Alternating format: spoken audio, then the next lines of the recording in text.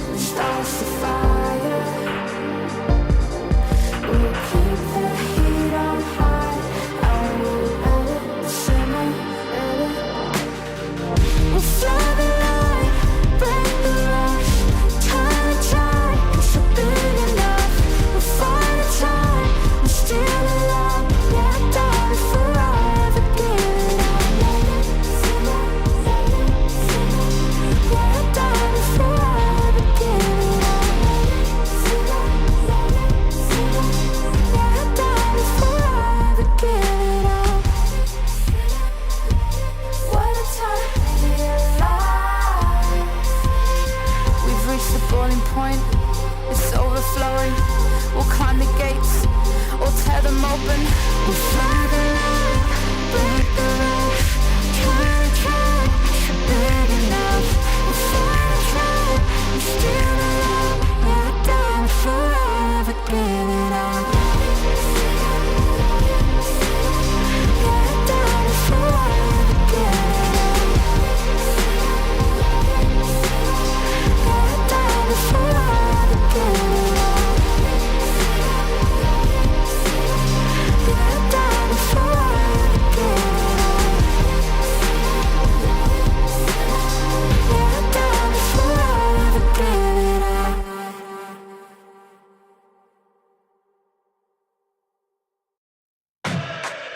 Yeah, you know I don't really do this too often.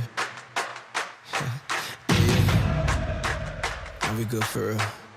Just watch. Yeah, hey, how you gon' feel when I take it?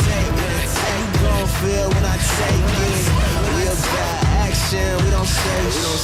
We about action, we don't say. Coming for the crown, I need my fit. I don't stay in rooms that I don't fit in. She swear that I stay up on her mind like a fitted. Ain't that cap? She probably wouldn't give me time if I ain't around. Please CC me, email me. I need all formalities, I need all incentives. This money's about the only thing I mind, like my business. That's black on, the type of wave I've been on. And it's always got to crash like it's Windows. Need all of that and more, give me all the gold. Give me one play, I'm on 24, Kobe right in that hour. Shot wet just like showers. Tell me who got all of that power, oh that's me. I carry loaded team, I get that ring, I'm MVP.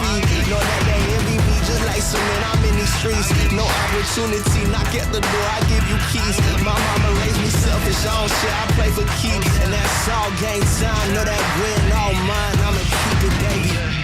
How you gon' feel when I take it? How you gon' feel when I take it?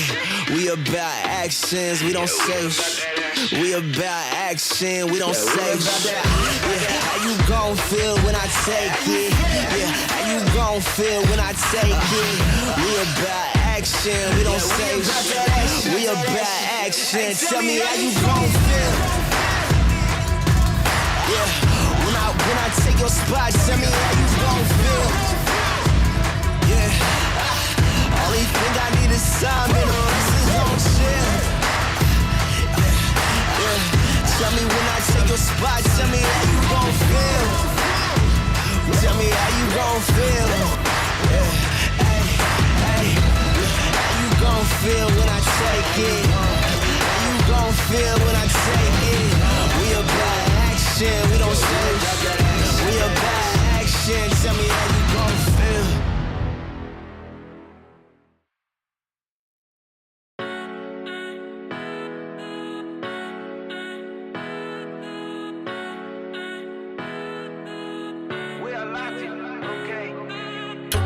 Baby, como nadie, quiero respirar hasta tu aire. No quiero que te vayas de mi nave. Tú me tienes loco, ya lo sabes. Tú te mueves, baby, como nadie. Quiero respirar hasta tu aire. No quiero que te vayas de mi nave. Tú me tienes loco, ya lo sabes. Tú no me lo pones fácil. Duro voy a darte a ti. Pa' que no te olvides de mí. Pa' que no te olvides de mí. Tú no me lo pones fácil. Duro voy a darte a ti. Pa' que no te olvides de mí. Pa' que no te olvides de mí. Puede ser que la vida nos separe. Puede ser que no te guste nadie. Puede ser que estemos hechos para amarnos. Puede ser, puede ser, puede ser. Puede ser que la vida nos separe. Puede ser que no te guste nadie. Puede ser que estemos hechos para amarnos. Tú te mueves, baby, como nadie. Quiero respirar hasta tu aire. No quiero que te vayas de mi nave. Tú me tienes loco, ya lo sabes. Tú te mueves, baby, como nadie. Quiero respirar hasta tu aire. No quiero que te vayas de mi nave. Tú me tienes loco, ya lo sabes. Tú te mueves, baby, como nadie. Tú te mueves, baby, como nadie, nadie. Tú te mueves, baby, como nadie. Tú te mueves, baby, como nadie, nadie.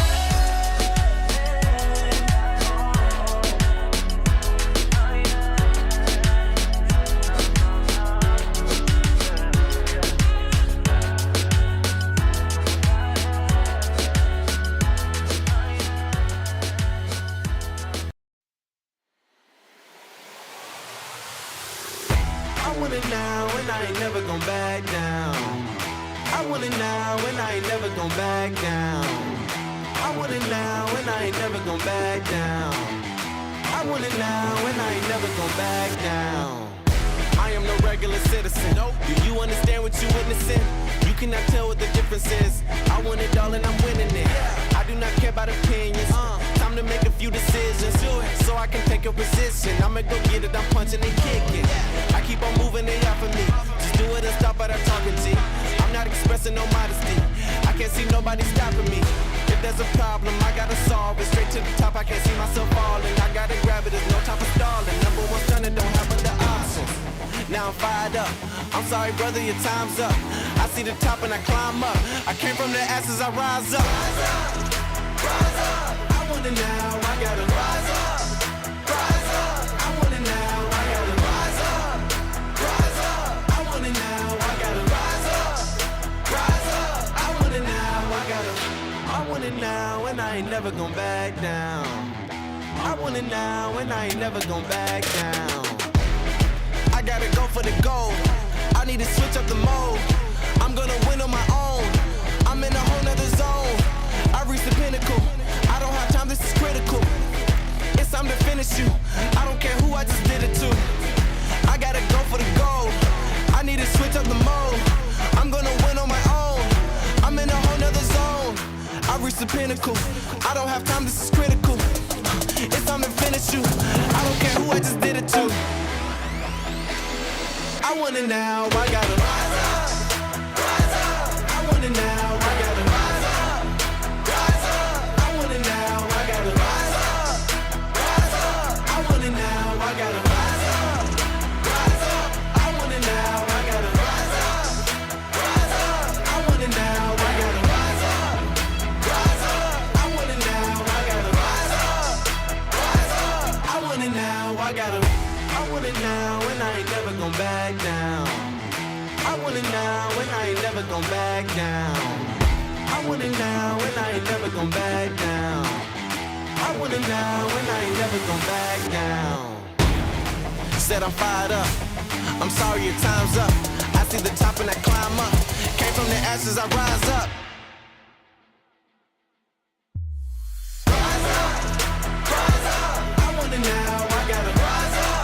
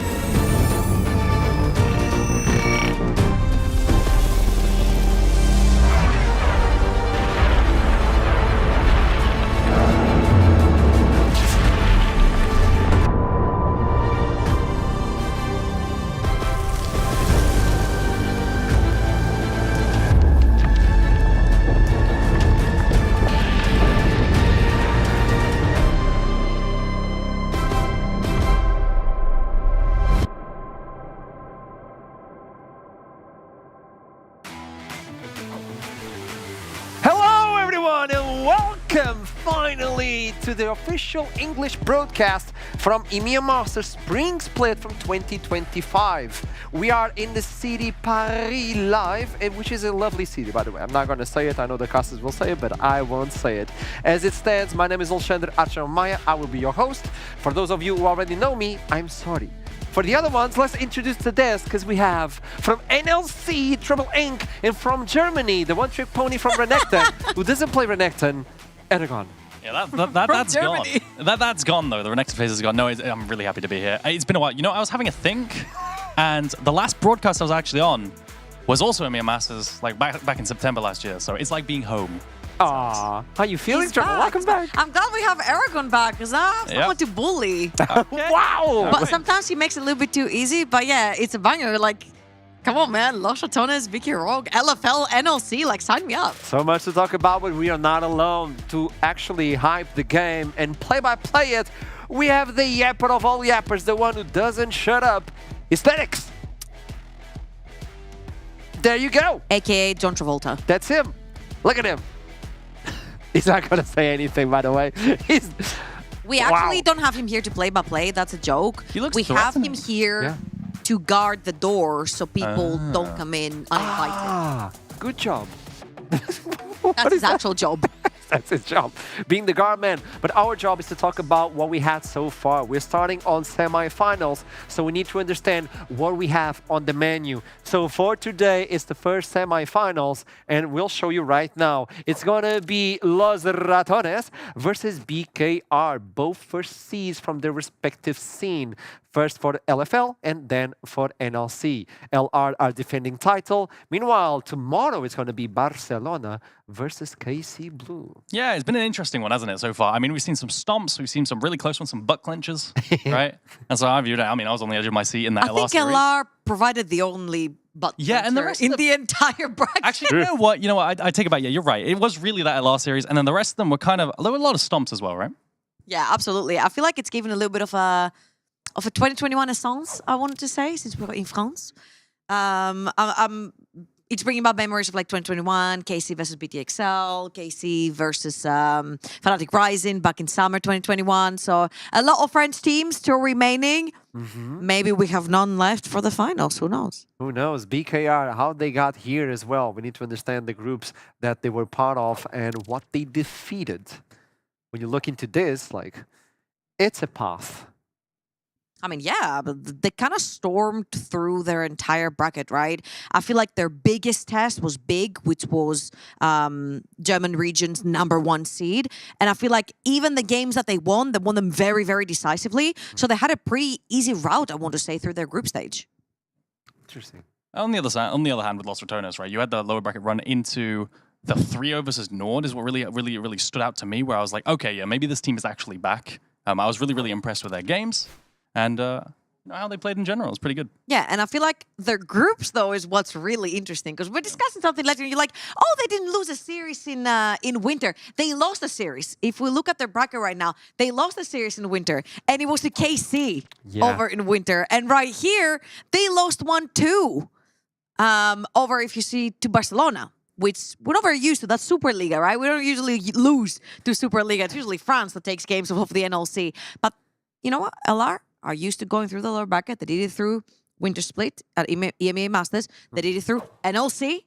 And now they're doing it through Spring here as well. It's interesting because Kedril stated something that he enjoys themes as he goes through each split. More games, more content. That's what I'm saying. Yeah, I think the theme for this one is the lower bracket and the heartbreak as well. This has not been easy. Really tricky ones. I mean, going down 1-2 in the last series as well, just really intense moments where you think, I mean, you see the entire chat flooding with it's lost GG over and over and over again, coming back with really hard drafts to play early game. It's been kind of cinema, you know? I feel like that's just encapsulates the whole thing.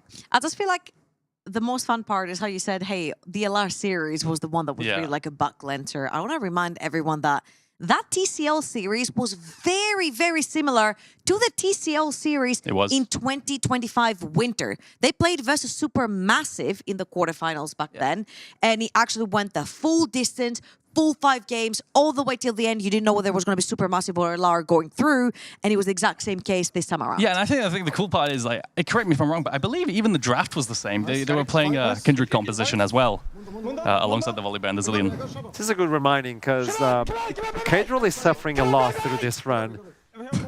I think he must have like some ambulance on standby. This can't be good for a man's heart. It was such a good series as well. Yeah, I mean, I think you go to 5 games on this one. They were against the rope constantly, and they brought some interesting drafts. We'll talk about that further on. But how can we not comment on Baus's combos over and over again? I mean, look at him, he's losing it, isn't he? And I like the best part about his reactions is that he does them so often that there's emotes that replicate the exact reactions he's having now.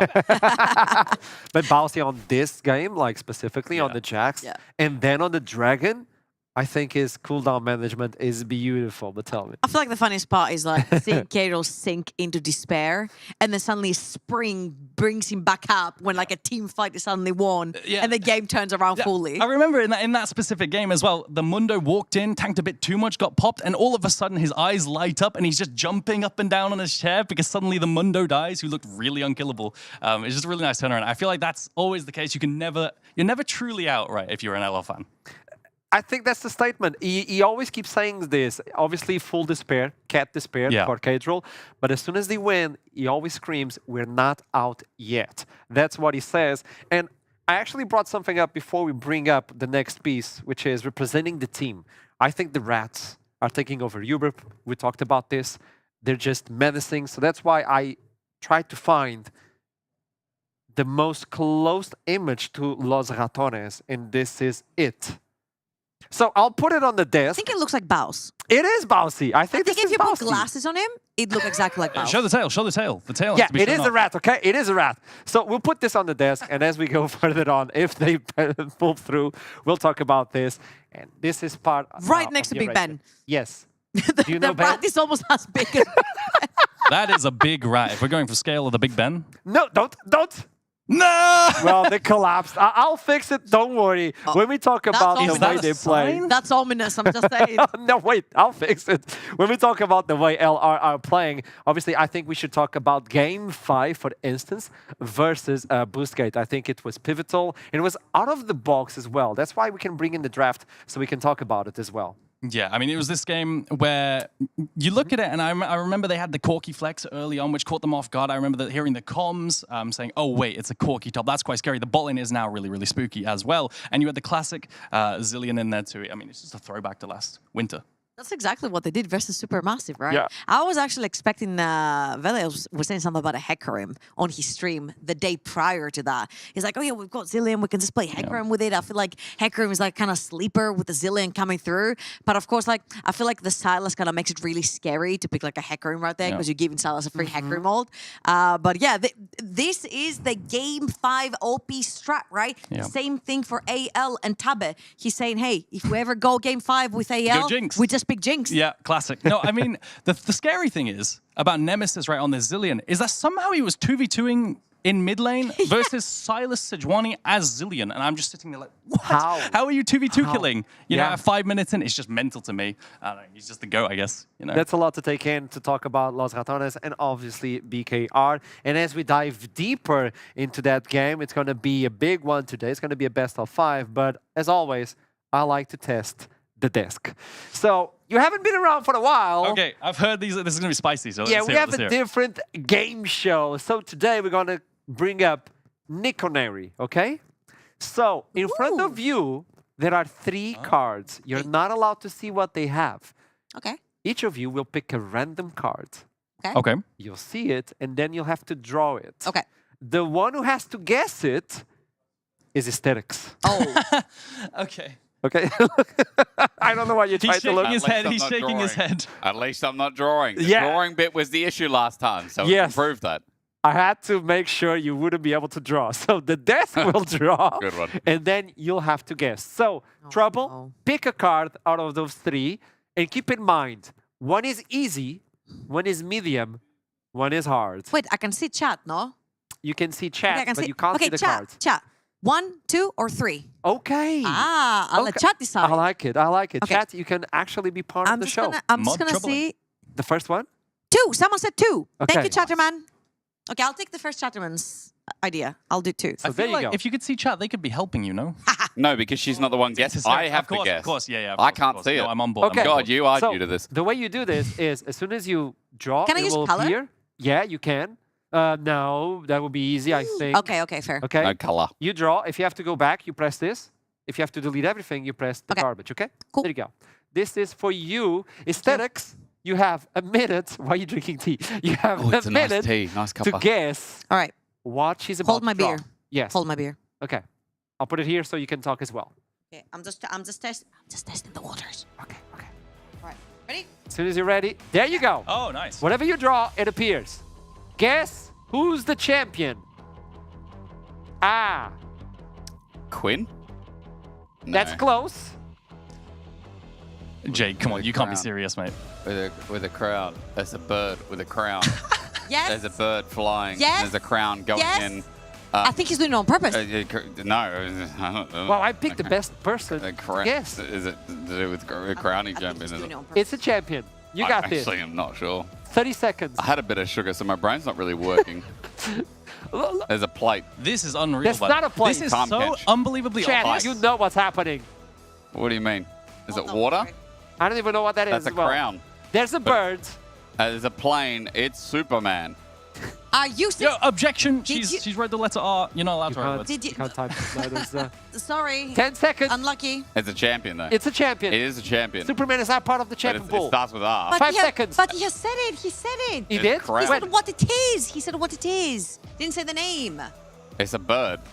Yes, Jake. It's It's a a crown. bird. how many It's a- birds do you have in League of Legends? 1 second. Oh Anivia. my word.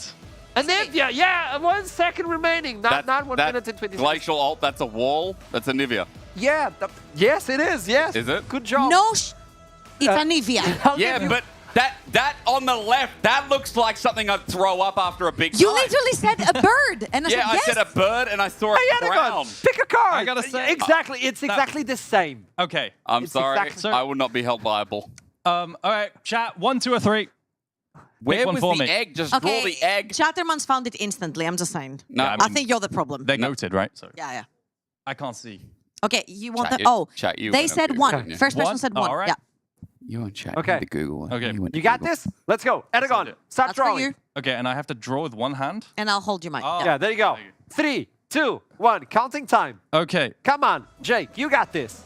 You got this. Renekton. Timo. Yep. Timo, hey, that's a point for Anagon. Good. It's Wow. Crazy. Wowza. Okay. I'm sorry, is a shroom? No. I don't know Final if you want to call card. it easier. I'm just going to Final say. card, and then we pick it up. Oh, We pick it final up. card. Yeah. Okay, chat. One or two. One or two. Did you pick 2? Am I just the No, goat? well, I only have 2 left. Okay, it has to okay. be 1 or 2. We do need a goat champ, Right? though, don't 1. Okay. 1. Let's go. we? Imagine League needs a goat champ. Yeah, doesn't we it? do actually. We, yeah. we a don't have goat. mountain goat. I think that'd be good. True. Okay, you ready? No. I don't know what you got, but okay. Watch me get this immediately. Ready? Yeah. Watch this. Okay. 3, 2, 1. Let's go. All right. A little disheartened that trouble. Why is that? Okay. Not Timo again. Not Tristana. Little devil. What? Hang on. What the heck is this? Ah. I see. I I see. have Evelyn? no Chat idea. will guess it instantly. Apparently not. I'm not getting it either. What? I'm getting confused as well. Okay, the A chat road? already got it. Is there a road? Is this a Zir? Is That's this, not a road. It's a skill. It goes and it comes back. is this Nah? Wait, you- That's not. it Good is. job. Okay, 2 points. He looks a little devilish. And actually, that was a skin that we don't have it unlocked Hey, yet. No. Show me, camera. Show me. Thank you, Wait, that's Artron, for so close. Artron, That's thank so you close so much for the to the actual original art. Final he one. would never have Pick gotten it. that. All right. Come on. You I'm gotta be gonna fast. burger flip it. I'm gonna burger flip it. Okay, go. There we go. He doesn't care about Okay. your chat. Good luck. Thank you. Can you hold this, please? Yes. Yes. Exchange. Thank you. 3, 2, 1, go, Jake. Come on, you got this. I'll help you. I can't see anything yet. There you go. It's a stick man. Briar. Is that Renekton? Oh, come on. Is this Renekton? Oh, come on. Is this Ash? Yeah, it's Ash. It's Ash. But Yes. you give him all the easy ones. I gave already did it. 3 to each. Or- that was easy. That was easy. That was I easy. know what to draw that he will get because I'm inside his brain. Since Okay, I'm Jake, sorry, but he literally said bird. There's only one bird There's in Quinn. league. True. And Quinn then I is think not I the couldn't bird. She has I the couldn't bird. think of a Nivea. thought- This Your wall was means a crown. Aragon is the winner because Jake found it really fast. How Yeah. is that my fault? I don't know. I don't make the rules. Surely we I have. actually do. Do we not have another 2? Do they not have another card each? No, we have to move on with the show. So this is your prize, okay? And you'll have Okay. to wear it as well. I have Take to it. wear it. Yo, Yes. yo, throw. What on earth? That was a hard It's one. amazing. Karma? Open it. Are you Okay. serious? Okay. Yeah, Karma. that's the hard Oh, I one. would have got that straight away. If you actually, no, I wouldn't have gotten that at all. Guys, take a look What at is this. it? Why do you always find the ugliest shirts? What do you Hang mean? on. It's beautiful. Wait, that's very cool. This was so worth practicing Oh Pictionary my before god. today. You could go to a Jethro Tull concert. I don't know who that is. No. I expected that answer from Wonderful. a mile away. Really wonderful. You know what? Okay. Wikipedia and Artron. As we move forward, you got this one, but I also want to understand what the teams represent because some viewers might not be on par with LR, I don't know how, or even BKR. So let's bring in a court, okay? A trial. You have to present me why these teams are good. So you're from the NLC. I'll let you pick Los Ratones. You'll have to defend LFL. I'm not tied to or a broadcast. BKR. I'll represent them. Court is in session. Mundo's on the case. LR. Council. Open up. All right. LR Yeah. have Messi of League with global taunt activated and insane late game carry potential. Objection. Okay. Late game is a very strong word. I want you to direct your attention to the early game of the Baus. Yeah. And I want you to direct your attention specifically at him versus the meta lane bullies currently in Shen and Yorick. Now, I believe that Baus has a phobia of these champions. A quote, right? He called them demon champions, FF go next, in his comms in a live game. Objection. Okay. A Shenrik phobia. 0-15 is the power spike. Ooh. By the way, I want you to reflect that you are under oath, so you can't lie. I would never lie. Okay. What's the statement for BKR? Shenrik phobia, it's too strong.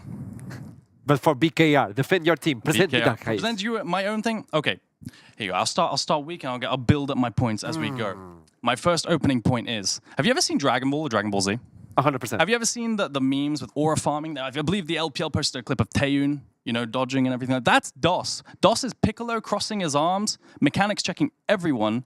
I want to direct everyone's attention to his laning. He's incredibly good at engages and... Objection. DOS aura farmed so hard that he got chat restricted 3 years ago. Haven't we all been chat restricted at one point? No? Hey. Banned, maybe? Once or twice? I say we have two strong arguments for now, which means we're talking about Maybe? Baus. No? So let's talk about Baus as well, because we have to move on as well, apparently. And if we're talking about aura farming, if we're talking about being strong on the top lane, he's breaking records left and right. Hey, he's the strongest inter That's a crazy It's a record. that has ever been. That is a mental record to break, actually. I mean, I remember some of the names as well. FGG is my friend as a support in the NLC league. Sendu was the first competitive top laner I played against. Seeing him there is really funny as well. But 28 deaths in a series and still winning. It's pretty impressive. That's the thing, like still Inta. being able to win after 28 Yeah. deaths. I like the way you phrase this, Baus the Unbreakable. His mental is out of this world. And the way Baus, he the cooldowns. Unbreakable. I mean, it's showcased as well in that game where he Even went though he died. 0-3-0 and then still carried. I mean, without... And I think the best part is he's always trying to make plays. He never sounds tilted in comms either because we get privy to that information. It's like, he gets engaged on... And in this game, he's 0-3, right? But he gets, in this example, specifically Classic. chased for 40 seconds until Reckless manages to bail him out. Uses the Proto Belt so well, I'm convinced he's addicted to this item. Yes. And in a way, through side lane and through superior team fighting, always carries despite being down. And I love that about him. Also, in this particular one, the Reckless was also telling him, just keep running, I got you, just keep running, don't worry about me, I'll get out, just keep running. So I think it was the whole plot that they had to get Baus out, since he also just buys so much time for his team. I think this is the biggest part about Baus, right? All of these deaths buy so much time for LR to do other things around the map, like set up vision, get up kills, fight around other objectives. I will say, though, in the early game, he does struggle sometimes, right? I remember him dying solo versus the Titanic Hydra Shen, but still really, really good. As the game goes on, later in the team fights, getting resources, and then I believe later on in the side lane, split pushing down bot side, 1v2ing as well, creating huge opportunities for the game. And this is the team fight that everyone remembers. The amount of space that Baus buys here, getting, I think it's like 3 or 4 combos off, playing around his cooldowns really, really well, and pulling people up to the top side of the map, specifically the Ezreal, was just super good. Because you know you have to defend Zeri with all you have on this game, and somehow they lost Zeri so early on the fight, and Baus kept pulling it back with these counters. I think it was outstanding. This was the one that pulled them back in this series and provided Baus with this one. Well, he's the Unbreakable, but also he's adapting, or as you say. Okay, let's be honest, it's his first competitive year as well, right? Yes. I want to showcase Game 5 of that particular series because I felt like this is where you started seeing the nerves maybe a little bit. Like his champion pool had been trimmed in terms of tanks as well. So the B1 Volibear. Then he goes into game on that game and he shows up in lane with a Doran's shield. Yeah, what has everyone which done? never really happens. It's usually like a D ring or you get refillable plus the other ring. But no. He changed. I think staple for Baus on Volibear is like you start Dark Sealed into recall TP back with D-Ring is a classic, but D-Shield, granted no potion, so he's not all the way there. Yeah, and it's covered here, but then he built Chain Vest, also the flash on a Nico E that was never going to hit. He's tweaking. So he's tweaking a little bit, and I mean, that's understandable, right? It's Game 5. This is no longer a best of 5. It is a best of 1, and you just really have to show your best face. And it shows that when it does really matter, he also does adapt because a lot of the time schedule's like, you're building tank Bausy, right? He's like, yeah, boss, Rocket Bell first night. I love that one. He doesn't change that much, but he's also a pivotal part, like a big pillar from that team. And when you look into the rest of the team, how do they play? How Los Ratones provide this sort of gameplay? Because even though you use Baus for a lot of early game pressure, as you said, the global town, the Teemo of League of Legends, what else can we expect from Los Ratones? I just think a core part of this team, the most important part of this team is the mid lane. I think Nemesis is absolutely the GOAT this tournament. Just watching him play, you know, from an outsider's perspective, he's been absolutely insane. I think back to his drafts, the ability to pull out champions like Vladimir into a gangplank, then dominate the lane. I know this is a good matchup into the gangplank, but the ability to pull it out and then play the counterpick as well is super impressive to me. I'm a big fan of that. Yeah, on the drafts part, however, I have been just scratching my head a little bit with the way that LR play because we have been saying that their early game doesn't necessarily look very great. And that's a lot of the times because they handicap themselves for that early game in the drafts, right? Draft number 1, you don't really have any easy engage to play around those neutral objectives. Draft number 2, you pretty much have 5 melee champions if you count Kai'Sa as a very short range AD carry, right? And in draft number 3, where there is no early game avenue to play through. It's really difficult as well in draft number 3 where Velia's stuck on kind of like the bridge to mid to late game in 20 minutes and you just pass the baton on to Cassiopeia and Zeri and hope they can carry as well with his early pressure, but it's still really hard and it kind of nerfs Velia as well in a way. We keep talking about it, like the early game struggle from this team where they always pop on the late game, but if you don't get to the late game, there's no LR? Yeah, I feel like LR, they do this thing where they draft compositionally for 15 to 20-minute team fights and completely sack the early game. Sometimes 30-minute team fight. with 3 lanes of no prio, with a really hard jungle matchup where Velia's saying, guys, I just need stacks. I need stacks on Kindred. Please give me stacks. But he just can't farm them because he has no prio lanes. And it's really rough, but they just out-mechanic and then outscale at team fights. It's a hard game plan. It's not one I would want to play personally, but they managed to pull it off, and it looks good sometimes. So if you know the early game can be explored by the opponents and you have someone like BKR, and let's talk about that team at the moment from LFL, I think that should be a key for the LFL first seed, no? I mean, first of all, let's say that BKR is a big surprise that they're here. I think these guys make top 8 usually, but this is where they actually peak. They'll make quarterfinals, and that's about it. And right here, they're sitting at semifinals. They beat KC in their own LFL domestic finals 3-2. That was another nail-biter of a series, right? And they're beating one of the best teams that has ever been at EMEA Masters as KCB, right? So BK Rogue have defied every expectation to be right here in this semifinal. Yeah, and I think looking at BK Rogue, I feel like some viewers at home might not know exactly how they play. I just want to say they are a dirty team. They're a very messy team. They don't either. No, they do some obscene things on the Rift, I will say. I mean, if you watch the LPL, maybe some LPL viewers can say they're actually very similar to Team WE. They will fight everything, and they will mechanics check everyone. I want to highlight specifically some players, specifically the mid laner and the support. I think the mid laner, Omen, is a huge playmaker, right? He's a massive playmaker, but also DOS.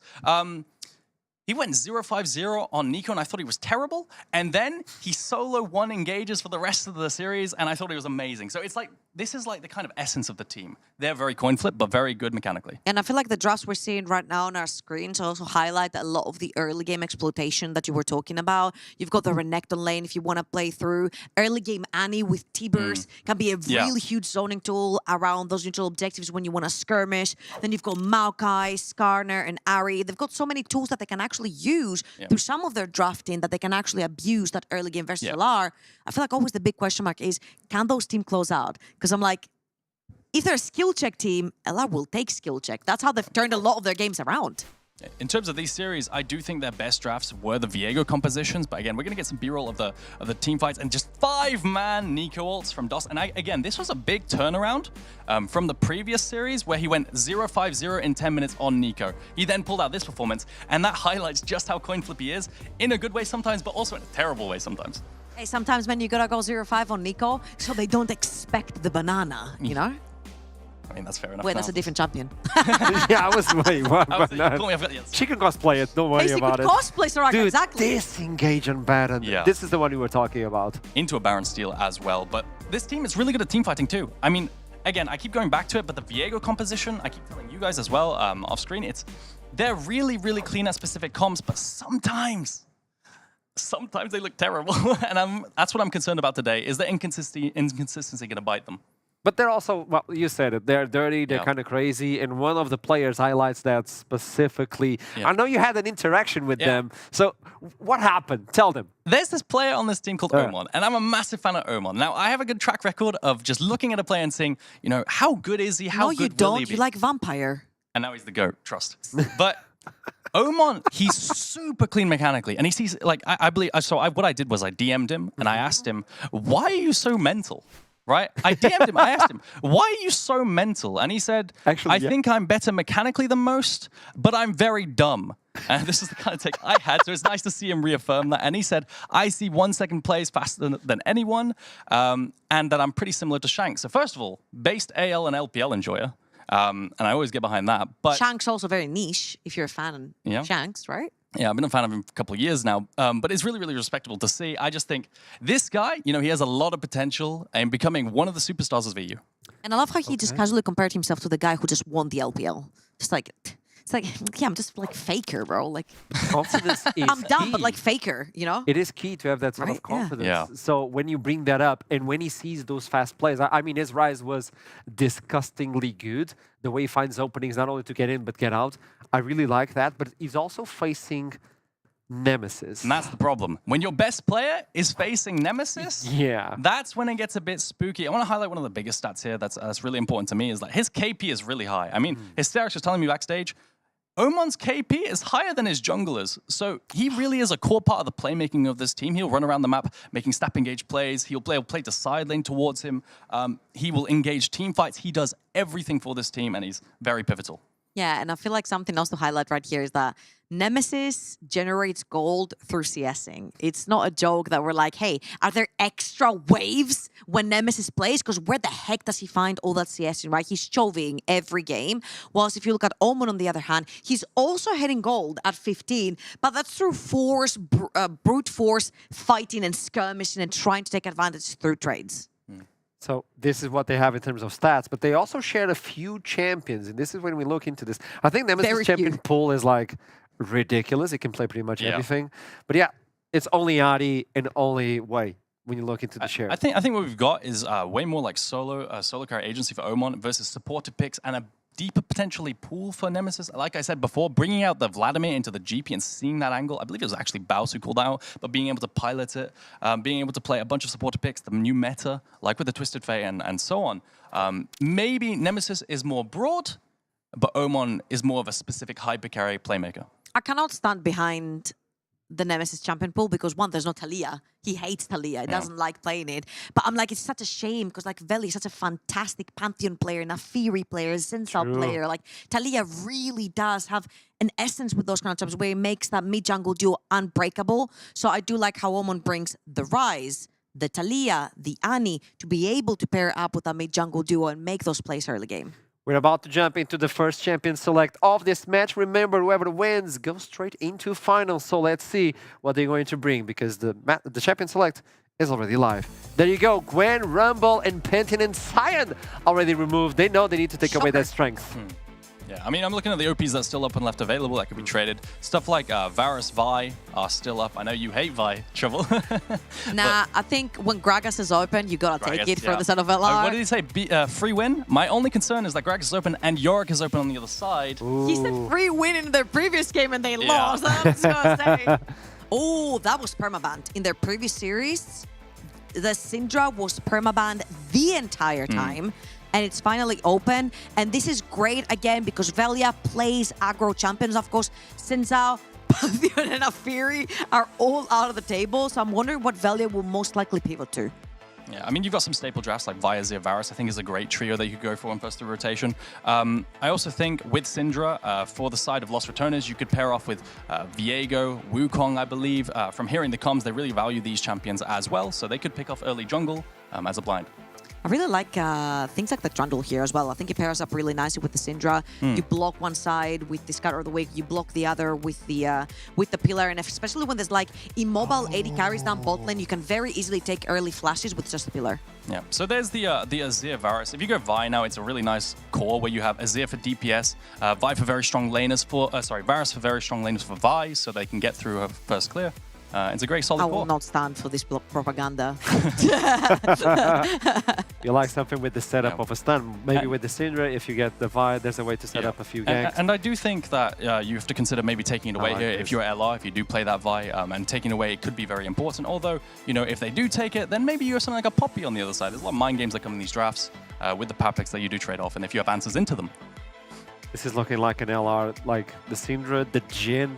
Crowny always goes for the Jhin on the first opportunity that he has, especially versus the Varus. It matches the range. Crowny had something like a 30-something KDA at the beginning of the NLC. 37, if I'm not mistaken. 37. It was absolutely games in a incredible. row. One of his best champions by far. Here's the Syndra on the other side, though. Aragon, from when you were expecting it. I think it pairs up much nicer, to be fair, with the Syndra right here, and they need to play more aggressive on that mid jungle.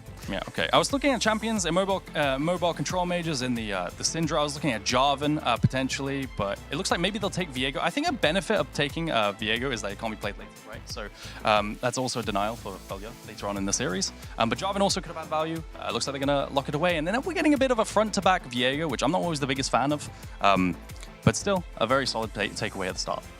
Now, I feel like we're looking towards the top side of the map, and we have Gragas and Galio were my two biggest concerns from the side of BK Rogue right here, because Galio supports a dive-like champion like Vi really, really well. You actually will always have support in the backline, and also Gragas is so disruptive for immobile AD carries such as the Varus. So one of them has been taken care of right here. Yeah. The third one that I want to mention right here is Braum, who is not a great pair to Jhin whatsoever, but it has been really heavily prioritized in general by the side of Los Ratones. Not to the greatest extent in terms of success, but they do really favor that champion, and his level 1 invades are incredible. That's what I'm following you with you. You have the Vi to engage, but who else is going to follow that one? Baus is a little bit squishy most of the times. You lose the Gragas. What can you follow like with the Jax? Because if you don't pair something with the Vi is going to be alone on the front line on the engage. Yeah, I'm looking with Renekton ban and so on. This sets up champions like Ambessa as well. But I'm also looking at the Rakan ban for the blind pick potentially on 4 here. When you ban Rakan, you're typically fishing for champions like Braum. Braum really doesn't like this. And versus the dive of Lost Returners, that could be great as well. Typically, you also see Alistar, but they're just going to go for the Leona. They want more engage, and it's a great pairing with Varus. Gotta find an answer now, LR. You have to present something, maybe for the top line, or maybe what the support can bring. We've seen a little bit more engage-ish coming in from Reckless with the Nico or the Alistar. That's the pair they really like to get, like the Jhin and the Alistar. I wish it was the Nico, actually. Yeah. But I think Alistar makes a lot of sense right here. Something like Rel, Alistar, anything that can actually cause more disruption and create engages together with the Vi right here. And I feel like a lot of the blind picks from the set of Baus have been things like the Cho'Gath or even the Galio right here. Again, Galio suits that composition also so well, but Sigenda is a guy that plays a lot of aggro champions, things like the Camille, things like the Ambessa, that really like going toe-to-toe with things like Galio. Yeah. And then the question is, if they do lock in the Galio, like you're saying, what answer does Sigenda have into that? I think Nar, like he's been playing a lot of Nar in this tournament. Top. It's Vi top. Of We course. forgot! How do we not mention the We Vi got so play? debated. Whoa! Oh my god, I love this. It's giving me Kanavi vibes. I absolutely love this. We talked about disruption in the backline. Kha'Zix is one of those champions that thrives in chaos. The second you split a team fight apart, Kha'Zix really does find the mark in the backline. And I think the best part about the Kha'Zix angle here is that Kha'Zix is really good 1v1 into the Viego. You pretty much win at every single level in terms of the 1v1. It's an old school counter pick that I've heard Broxer talk about a lot in the past. So it's a nice angle to go for. I'm a big fan of it if you have good 1v1 in the jungle. It's locked in. Shigena is going to be playing with that Camille on the top side. It locks in someone. You won't be able to run away. I think all those targets coming in from LR already don't have the best mobility, like the Syndra and the Jhin. And if you're locked in, well, I'm survive. actually kind of scared for Nemesis right here. He's going to be a sitting duck into a Camille, Viego, Azir, Shove. There's a Leona with ultimate right there. The second Nemesis loses his flash and walks into Don't breathe. objectives, he definitely becomes a target. And they're kind of squishy as well, so Viego is going to have a fun time if he gets some sort of lead in a jungle, so it goes up to Velia to stop that. This Kha'Zix has to hunt as much as possible. Just to give the information, it is locked in. We already have the teams locked in, but we're going to take a little bit of time because the teams need to get ready. The draft is going to be redone, but these are the champions that are going to be played. So we have some time to break it down and talk about expectations from the draft. So we can see draft here. Okay, that's a nice overlay. I forgot the champions off the top of my head. But yeah, you have a really strong mid-jungle pairing and a lot of pick potential with the Jhin as well, which is what I like to see. So it's going to be all about the first target that you pick off and blow up at the start of a fight for both compositions, in my opinion. You have Varusol into Viego combo and stuns, as well as the Camille. You can play side lane too, but both of these compositions have a lot of burst. And these team fights, they're going to be explosive because of that. I'm actually very, very excited about the top side of the map. I'm looking at Kha'Zix into Viego. I'm looking at Vi into Camille. There's going to be a lot of fighting. And again, I'm just wondering how is Nemesis really going to pilot that Syndra in the mid lane, especially because we have seen a lot of roams from support very early into the mid lane. They're taking his flash. I think the most recent one was the Cassiopeia game into the Rise that they played over in the quarterfinals, where they just kept permanently ganking Nemesis and getting the Rise ahead into the Cassiopeia, which is supposed to be the other way around, right? It's a counter matchup. So I'm just a little bit worried for Nemesis right here and his survivability when it comes to skirmishes and whenever he's flashless. Yeah, I will say mid lane is definitely. I completely agree with you, Trouble. I think mid lane is a vulnerable point because, like, especially post 6, you could be shuffled. There's a win con of just going mid ganking and getting a shuffle on a flashless Nemesis. Could be very, very scary, and that's a way that they could attack this game if you want to focus Nemesis. Okay, just got information that we have a few minutes before we go live, so the players are comfortable. I was looking into the top side. You were talking about the Camille and the Vi. If I'm not mistaken, the Q from Vi has priority versus the hook shot from Camille, which is so important on that matchup. I know it's a weird matchup, Vi versus Camille, but Vi can always cancel with her Q the Camille E. Correct? Camille, as long as she's... So what you need to do to cancel Camille E before is... the wall. No, after the wall. So yeah.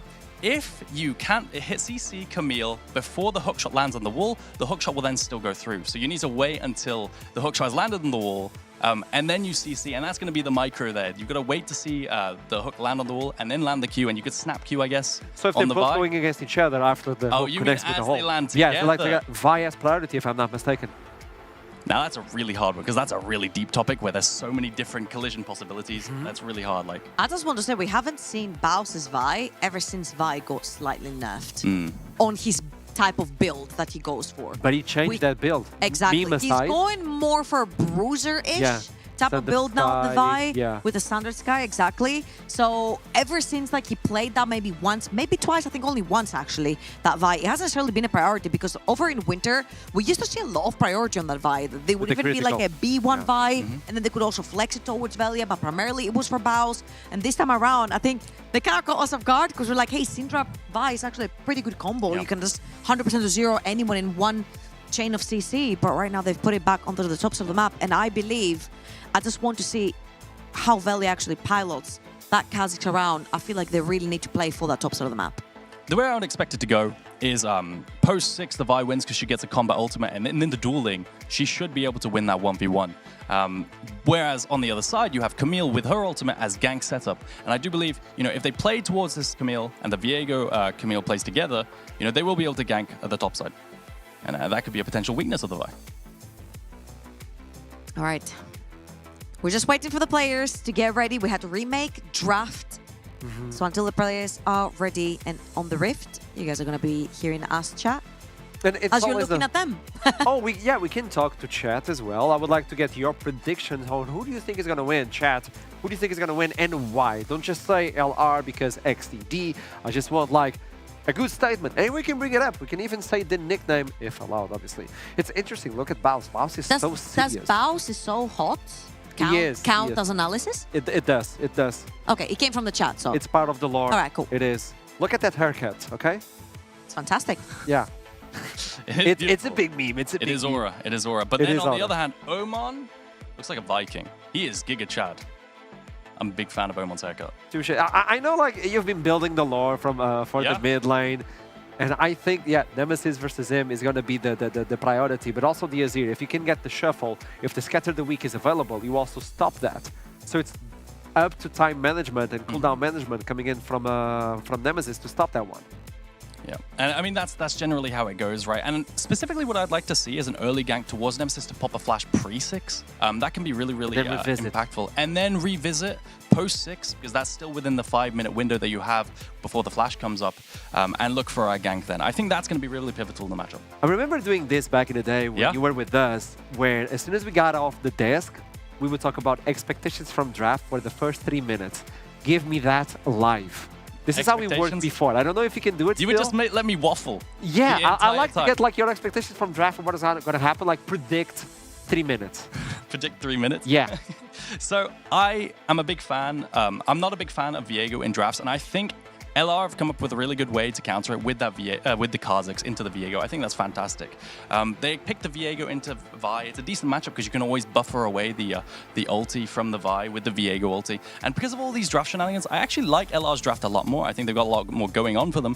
It depends on how Velia pilots this Kha'Zix. I think Kha'Zix has a lot to do in teamfights, and the way they can play with picks, it's pretty good. I feel like Varus Azir are 1 and 2 are a little bit illegal to take on red side. I feel like especially right here because the Varus does not have to go lethal tempo or on hit. He can go full lethality. He can really cause issues on a very squishy side from the side of LR.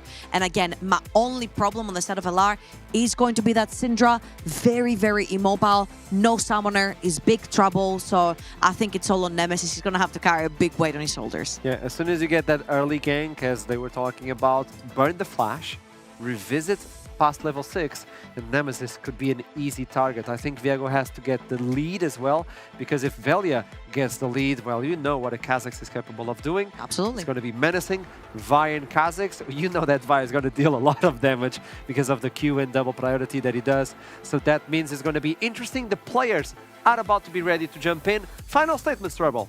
No, I'm just really excited. I think game number 1 has really explosive drafts and not boring at all. And if the rest of the series is as exciting as this one, I cannot wait for potentially 5 games to come. You know what? What do you want? Like, final word. Do you want 5 games as well? 5 games, let's go. 5 games. Let's get a big series for this first semi-finals. For EMEA Masters, Spring Split. LR trying to defend the title, and BKR trying to get their first ones. Let's toss it to the casters as they're waiting for us. Aesthetics, please talk to us. I can do that. I'll talk to you this time because, as Trouble said, yeah, I mean, the drafts are fun. And I feel like with a lot of Lost Returners games, the drafts are mega fun. Whoever the cameraman is, Whoa! this is the sickest thing I've ever seen. Yeah, we're gliding. Hang on. Pause. Yeah, wait. Come for the LEC. Okay, no, we're not pausing, don't worry. But that, we got something to learn from that. That was epic. Now, welcome, ladies and gentlemen, to what we hope is going to be a long best of 5. You know what's funny? As you join my side. Hello. I saw this Kha'Zix and I was like, is it really going to be Baus Vi top? Because, you know, Finn from Rogue has been playing a lot of Kha'Zix top. A lot of Kha'Zix top. I don't know if it's been going around solo queue. Is it high elo at the moment or what? No. I mean, Okay. what he did cook up recently was Lulu top instead of the Kha'Zix top. I think he gave up on the Kha'Zix pretty quickly because it is, in fact, terrible. But the Lulu top was good. Because I saw that and I was like, yeah, okay. He has started cloth armor here with refillable. I know on desk you guys were talking about the potential build. I was just looking at his DPM lol and I was looking at the couple of games that he's actually played today. He's still full lethality. Yomu's or Umbral into like a collector build, into like a Last Whisper, depending on the team. And I feel like in this game, when you guys were also talking a lot about the tempo of the game and how fast it's going to have to be with some of these picks, maybe that makes sense. Yeah, I mean, I think the biggest thing that people underrate with Vi in general is how well she scales. I think Vi scales phenomenally well in the 1v1, which is something that people don't talk about very often. If you just have her 1v1 a Camille for the majority of the game, she will just win, right? The biggest scare, like I kept saying on the desk, was Camille has a lot of gank setups, so if you're ever in a 1v2 situation, that's where things could get dicey for Baus. But yeah, in terms of the 1v1 raw side laning, it's going to be favored to Vi for a very long time, if not for the entire game. Plus, I like the Halo Blades as well, that we've seen multiple times when he pulled out the build. You get instant W armor shred, right? And especially since you're maxing that second these days, it feels nice as level 2 bot first. Yeah, just a level 2 down in bot side, but significantly top lane with the Vi. The way this works, I just noticed Vi dashed in on the minimap versus, I believe what happened was Camille W'd, and when you have a gap closer, you want to dash into that W to not be hit by the outer blade. I love, again, you're back on the cast again with me. 2 top laners here. The cameraman's like, yeah, mid and bot look interesting. Look at these Nemesis trades. And Aragon's like, look at the minimap. There it is again. Right, so he dashes into... Finally, we're in the right lane. The W of Camille to make sure that he doesn't get hit by the outer blade, which does more damage and heals the Camille. And that way you win the trade. You can see he's actually coming out on top in the trades. Wave is pushing into Baus from Shigenda, but Baus should be able to contest this wave crash. It's going to be pretty comfy for him. So again, let me pull out from you. Pulling out the passive from Shigenda is important, right? Like getting that precision protocol, or adaptive defenses, I think it's called, because the Q is PP. And pulling that out, and then I did that unintentionally. And then being able to get your burst trade in. Yeah. So. You can see Camille also just hookshot at the wall as we see some trades in mid. Nemesis' condition is pretty bad. He might have to TP back to lane soon, although he does have a good amount of potions. Oh. Dash in there. I wonder if he dashed in, but Shigenda, he had no hookshot for a little while. It's probably going to be up in a couple seconds. This gank could work out. Let's find out. Velia on the way, obviously vision there. The gank works out. Hookshot max range, but you get a bit of pressure here, and you were just talking about the wave. Look at where it stopped. Yeah, and he's holding it, right? So this was really big. The way that Baus played the lane was he played the trades really correctly. I'm sure Shigenda isn't used to having a Vi dash into the W and then getting the wave frozen on him. So after the full clear from the Kha'Zix ends up top lane, Velia looks for a gank, and unfortunately it doesn't work out in bottom lane, but it's really nice. I'm sure Shigenda's not even used to a Vi top, you know, in that regard. So, yeah, as you said, top lane going really well. Again, the cloth armor is going to help with that. Cole picked up on the return for Shigenda as well, as he's now teleported back, trying to get that wave in a state. As we talked a little bit about Nemesis before. Naturally, in this 1v1 Aragon, I mean, we know that Syndra pre-6 has a bit of range here. Omen was doing pretty good in the training, but Nemesis is a bit ahead in CS. Yeah, Nemesis is a little bit ahead in CS. I mean, as usual. New? Yeah, what's new?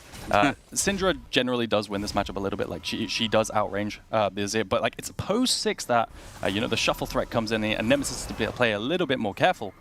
But it looks like you're just gonna get a recall, some mana items, and you're gonna reset your condition in lane, and be pretty happy if you're both mid laners here. I feel like again with this being the opener of this series here in semi-finals. Trouble said it really well. It's opened things up for a really interesting draft, you know, coming in game 2, game 3 as well. Already a lot taken out. And there was one thing I didn't get to ask you coming from desk as Nemesis is walking down. Not sure if now's the time as Dragon's about to spawn. What do you want to go? Yeah, I just want to point out we're getting an early swap already. So what this is telling me is that BKR, they've decided that they want to mismatch their lanes. And that Baus is going to struggle in the 1v2 more than the Camille. He does this so much, doesn't he? I'll let you open up the floor after this because Baus might be dead for a first blood. Good sidestep though, but Baus is now down without any summoners as the wave state slowly moving into Bushi. Yeah, so BKR, they can hold the freeze here and deny Baus a bunch of CS and gold, CS and XP rather. So the question is, do LR swap back? Do they send their bot lane up topside to make sure that Baus can keep getting resources? Yeah. Because in my opinion, the Camille likes being lane swapped on more than Baus here, right? I think Camille has a lot more counterplay under tower and tower dives. True. And you can see he doesn't have anywhere to go, and now he's getting flashed from the jungle. He's got no summoners. This time DOS won't miss, but the Vault Breaker is not blocked. Now the flash matched out, and still a root down. First blood's going to go over to Ricklick, and excuse me, it's an easy first blood in the end. Yeah, Baus is looking for a play to make and walking into his own jungle because he's frozen on up top side. Ends up getting collapsed on BKR, and Reckless is here. He is. He's going to get a double pulverize up. Velia hovers over the wall, waiting patiently ever so. The isolated damage because of Viego is by himself. Now helped out by DOS, but away! Reckless separates jungle from support, and Velia gets to isolate again. The pickaxe damage there, and the isolation was absolutely crazy. And now, following this play, you can see the matching of the lanes again, because LR have decided, yeah, we can't have Baus in this kind of mismatched lane state.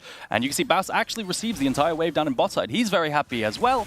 LR bailed out a bad situation. It's a kill for a kill. Rylek opened up with first blood. Now Velia gets one in response, and I'm glad you pulled out the pickaxe because it means, again, as that red buff comes up, that isolated camp, Velia's going to be clearing that mega quick. Level 6 expected as well with the EXP bar on your screen.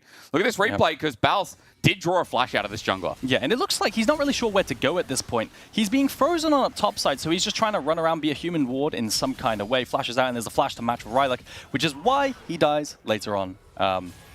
In the 1v1 versus the isolated damage. I've been practicing my German today, so I apologize to the French fans saying Ricklick. I don't even know what that means, but Rylek. you know when you practice things a lot and you just get it wrong anyway? Yeah. It's just me. Maybe it's just my brain. And don't worry, we're all like that, mate. Good pulverize again. Deadly Flourish doesn't connect. Bushi chains of corruption onto Reckless, who doesn't have his ulti. Could be in trouble. This cow is flushed away from the hail of arrows. Doss gets a follow-up. Crowny steps up, but it's a flash match. Bushi gets a kill. Now Crowny has to get out the same way that Reckless wanted to. He's going to cleanse, and immediately he runs for his life. Doss just going to be the afterthought as an auto and Q, but in the end, BKR, they're 2v2 on the board. Yeah, Varus level 6 so strong, so much damage and burst in that combo. Down levels, Crowny wasn't quite level 6, neither was Reckless, and Reckless just gets popped in the 2 versus 2. And it felt like, I believe Crowny actually missed W, the Deadly Flourish doesn't connect, so there wasn't chain CC, but I don't even think that matters. I think Varus post 6 here just wins versus everyone. And damn, look at ball lane, look at that matchup. Shigenda's really taking it, he's struggling. Getting correction, I remember that Riley is Turkish. But French team, guys, French team. Oh my goodness. You know what I'm trying to say? I don't want to be in deep water. It's day one. How do I always do this? Deep water, day one. You know, just got here and already the job's on hold. Now, we look towards a camp that is not isolated. I like talking about isolation because we don't talk about Kha'Zix too much. As Velly's just going to start this off. Immediately, one grub gone. Yep. This movement error gone pretty quick. I mean, it's a question, how many grubs do they want to play for here? I think they could play for a few. Varus has no ulti, so they're not exactly strong on the side of BKR. I think if you get both, if you get 2 of them, you're kind of happy because you get the feat of warfare. Yep. Or at least a point towards it. And as long as you get the majority, right? True. I think also denying it from Camille and side lanes later on might be nice. Giving it over to Vi. Vi's a pretty good turret pusher. One thing people don't talk about a lot is that E auto attack reset for any top lane feels nice. Yeah, I mean, I think Grubs is useful for both teams here. There are no globals on either side, so neither side lane is disincentivized to hit the tower. And both can use Grubs pretty well. You have Azir, you have Camille and Vi in the side lane. So both teams happy to pick up 2 or 1 here. You remember when Azir could press his turret W on the turret? That was weird. And get turret That damage was down? really weird. That'd be pretty good in this meta. Imagine if Grub scaled with it as well. I forgot that existed as Omen.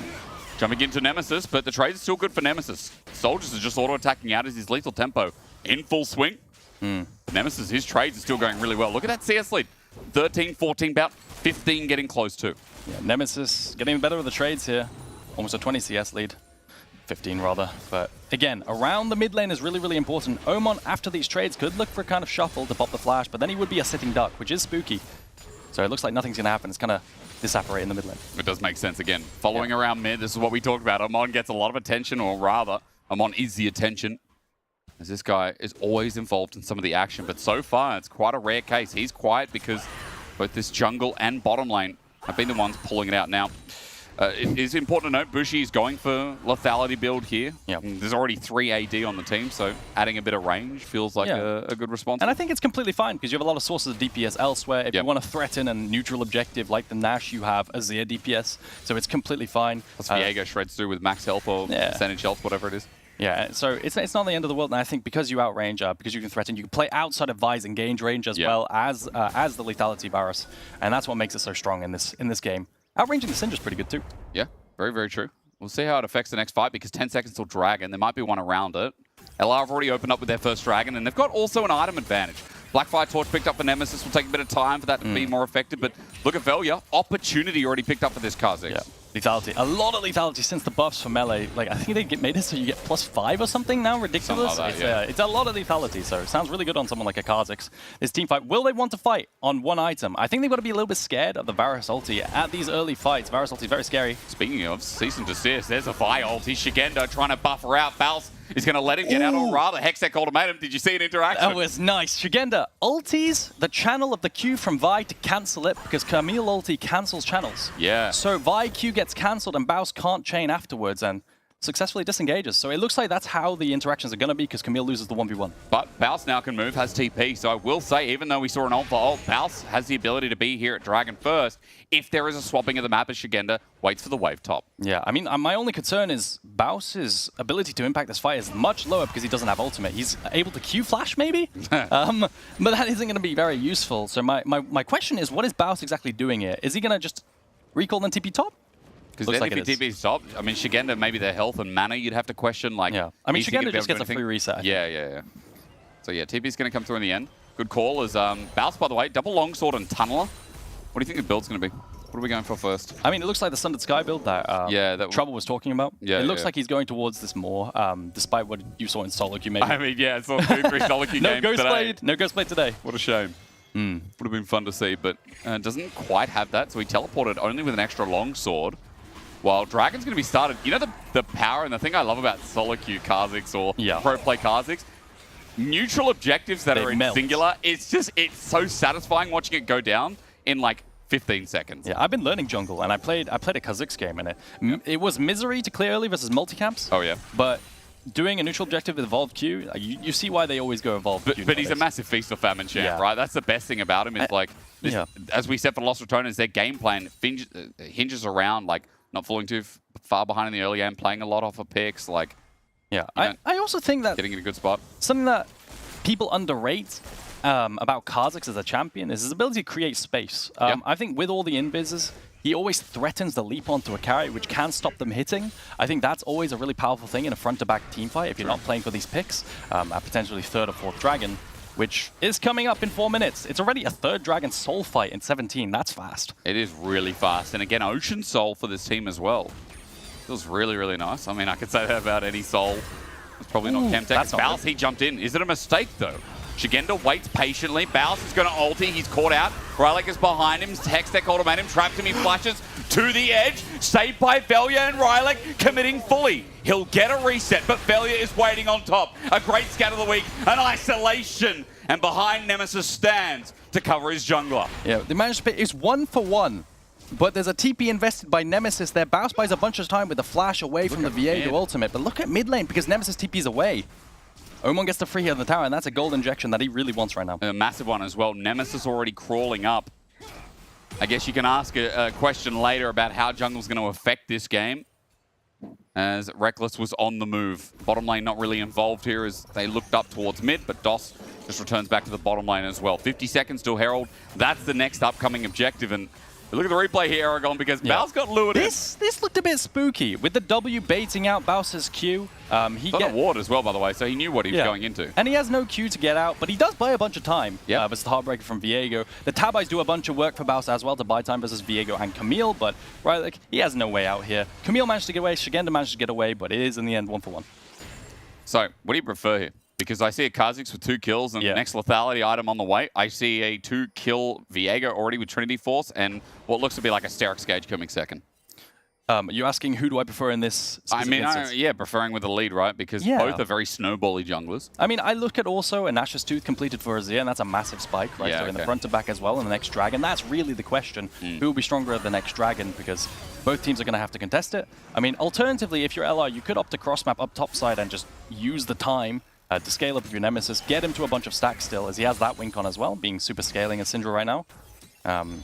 It's really on them. Do they want to cross-map and contest the dragon? Yeah. It's a difficult call, though. Okay, well, give me the Herald call first, though, because I mean, that's the most important, right? Because we have a bit of balance between the dragon in 2 minutes and the Herald sitting there and waiting. BKR have mid-pro. And now with the wave clear, thanks to Yomu's Ghostblade and a bit of extra on top with the tier stacking, Bushi's just getting instant wave clear. Herald does matter here a lot, because if LR do secure this Herald, they could place it before the dragon. Hold up. In. Ultis. Nemesis up against the wall. He's waiting for the ult himself. He needs a couple more spheres down. Omen, will he regret this? Flash available. Nemesis with the solar kill. We wait. Scatter the weak out of range, though, as LR are bringing the long-range artillery. Crowny has an ulti up. But he chooses not to fire. But look at top side. They've started up the Herald now, and it is a question of will LR look to dive down bot side? I mean, it looks like Omen is gone, so there's going to be no cross-map play outside of taking tower. And this will matter for Feet if LR can secure it.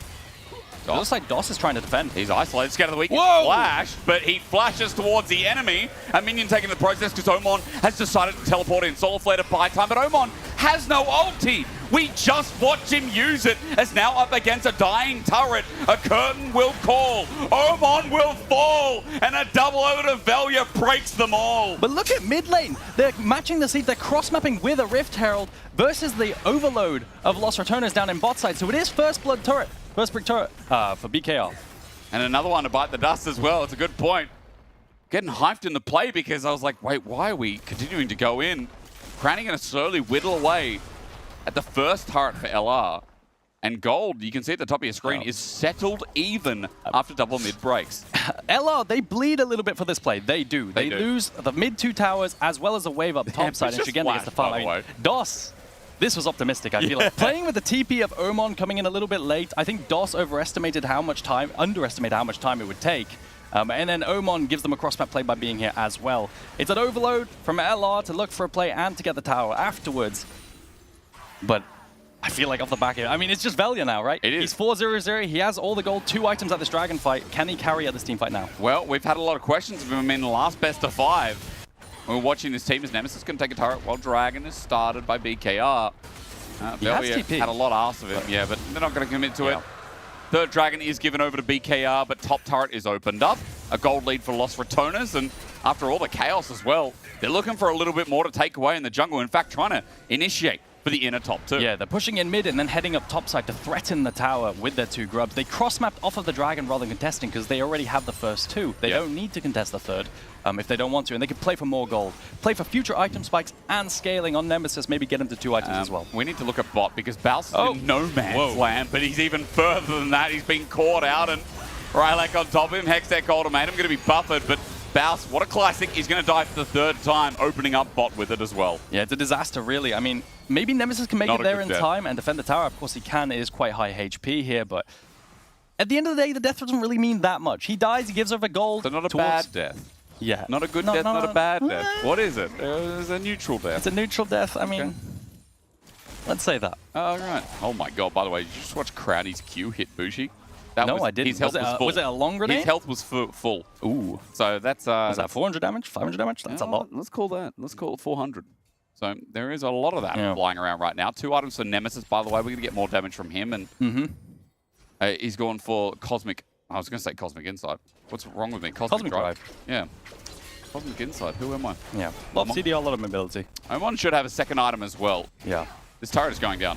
Omen has been funneled a lot of gold. He has, but I mean, he's the star carrier of this team. He's the guy we hyped up for today. We talked about Omen versus Nemesis.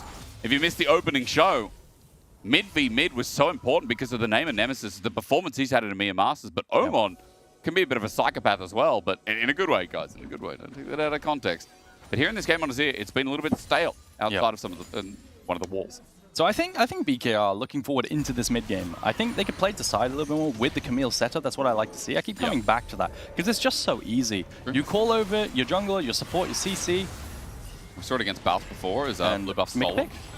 Yeah, blue buff stolen away. I mean, it looks like no one's going to pick up the second one for the side of LR. That was a lot of damage. Sorry, I got stun locked. I mean, yeah. Because the blue buff got evaporated. But you were saying, like, again, we saw it against Baus. The lockdown is really nice as Velia's going to show us what he can do against an 80 carry. Bushi flashed away, Scatterwing out of range, the curtain call. Chains dodge! This guy's Neo from the Matrix. Bushi gets out, if only just, but man, he had to see the bullets on that to get out. Bushi in the previous series as well, so consistent. I feel like in a team that's always kind of plays like a mess, in a good way sometimes as well, Bushi is always consistent. He never messes up, and now, however, it does. It opens up for something, so it did mean a lot for Lost Returns. Yeah. Opening up for Atakan. Here comes DOS, walking in. Ever so slowly, though. The zone control hurts, and Nemesis has enough mana to play with. Reckless gets in his way. Atakan drops. Rylak on the outskirts, another good scat of the week, a deadly flourish. Crowny's low on mana though, as Rylak cannot get the stun down. The Maw will not reach. Nemesis healed out of the way, Reckless being a good brother. Solar Flare causes the flash.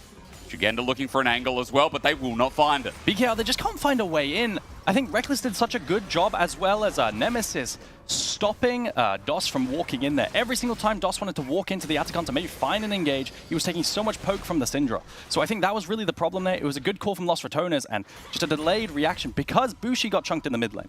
You know what I like about Reckless? A lot of the time watching some of these fights is like, he always plays zone control, and you see a lot of like mid-tier teams, or you see a lot of like ARL teams where the support tries to hit objective and do 50 damage, 60 damage. Yeah, and you're like, bro, you need the zone control. You need to do something because you're not doing any damage to the objective.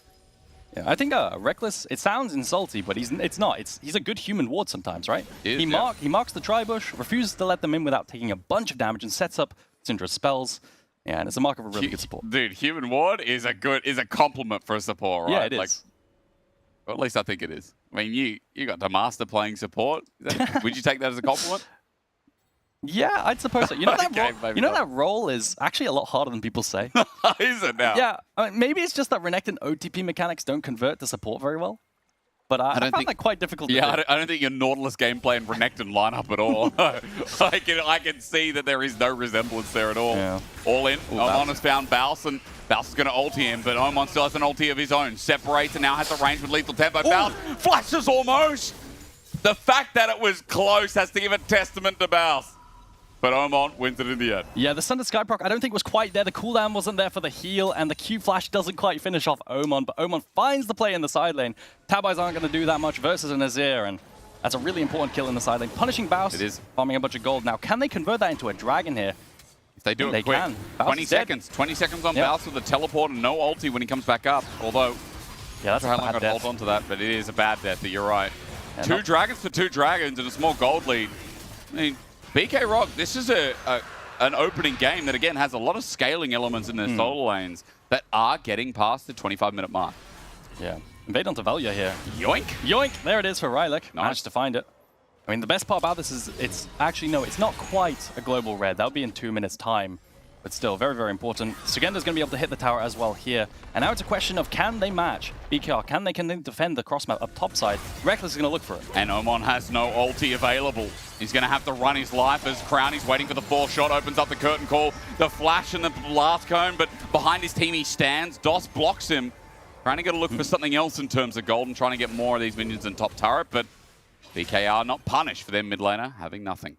Yeah, it's a nice punish onto the flash at the very least. I guess, getting Omen's flash and then punishing the shift up towards top to defend the cross map with Reckless. They're calling that, it looks like at least. It's a nice play. Okay, so I'll take it back and I'll apologize and say, you know what, that is a punish indeed. But I saw no ult and I saw an opportunity. Opportunity that doesn't get more than the flash that you mentioned. We'll look top again because came off the back of Baus just getting lethal tempoed down to buggery. Yeah, I mean, you'd expect Vi maybe to potentially win this. At this point, 2 items. He is contending with a similar amount of items as the Azir, but I don't think the Sundered Skyproc comes back up. He only gets 1, and the Q-Flash doesn't quite finish off. The damage isn't there. How do you like Black Cleaver as a second item here? Because I know Black Cleaver is a big problem of why you don't play Renekton anymore. I mean, is it? That's a whole other topic. I mean, that with how 15 AD, how bruiser items give 40 AD, and it makes me sad. Yeah, but no, Black Cleaver is a fine item. It's a great bruiser item. I think this is a really, really solid core for the Vi here. And on this threshold, he could look for the 1v1s for sure versus, for example, the Camille. The only worry, again, is potentially the 1 versus 2. Yeah, okay. I had to ask because, again, he's hit that threshold and 2 items really along the borders. Baus. Ooh. How caught out is he? Yeah, I'm always looking in the minimap and looking at Viego potentially hovering the sideline, and he was, but it looks like Rylak's not going to look for the sideline play with Shigenda. That's always a threat. Baus has to be really on it here. Yeah. That Pinkwood's doing work. Bushi the same. You can see, like, Bushi and Baus in this game are kind of similar getting bullied. Velia's always hovering around this mid-Vara, seeing if he overextends. And as you said, Rylak is always moving down to see if he can get something with Shigenda and isolate Baus yet again. That Baron spawn you saw on your bottom right of your screen.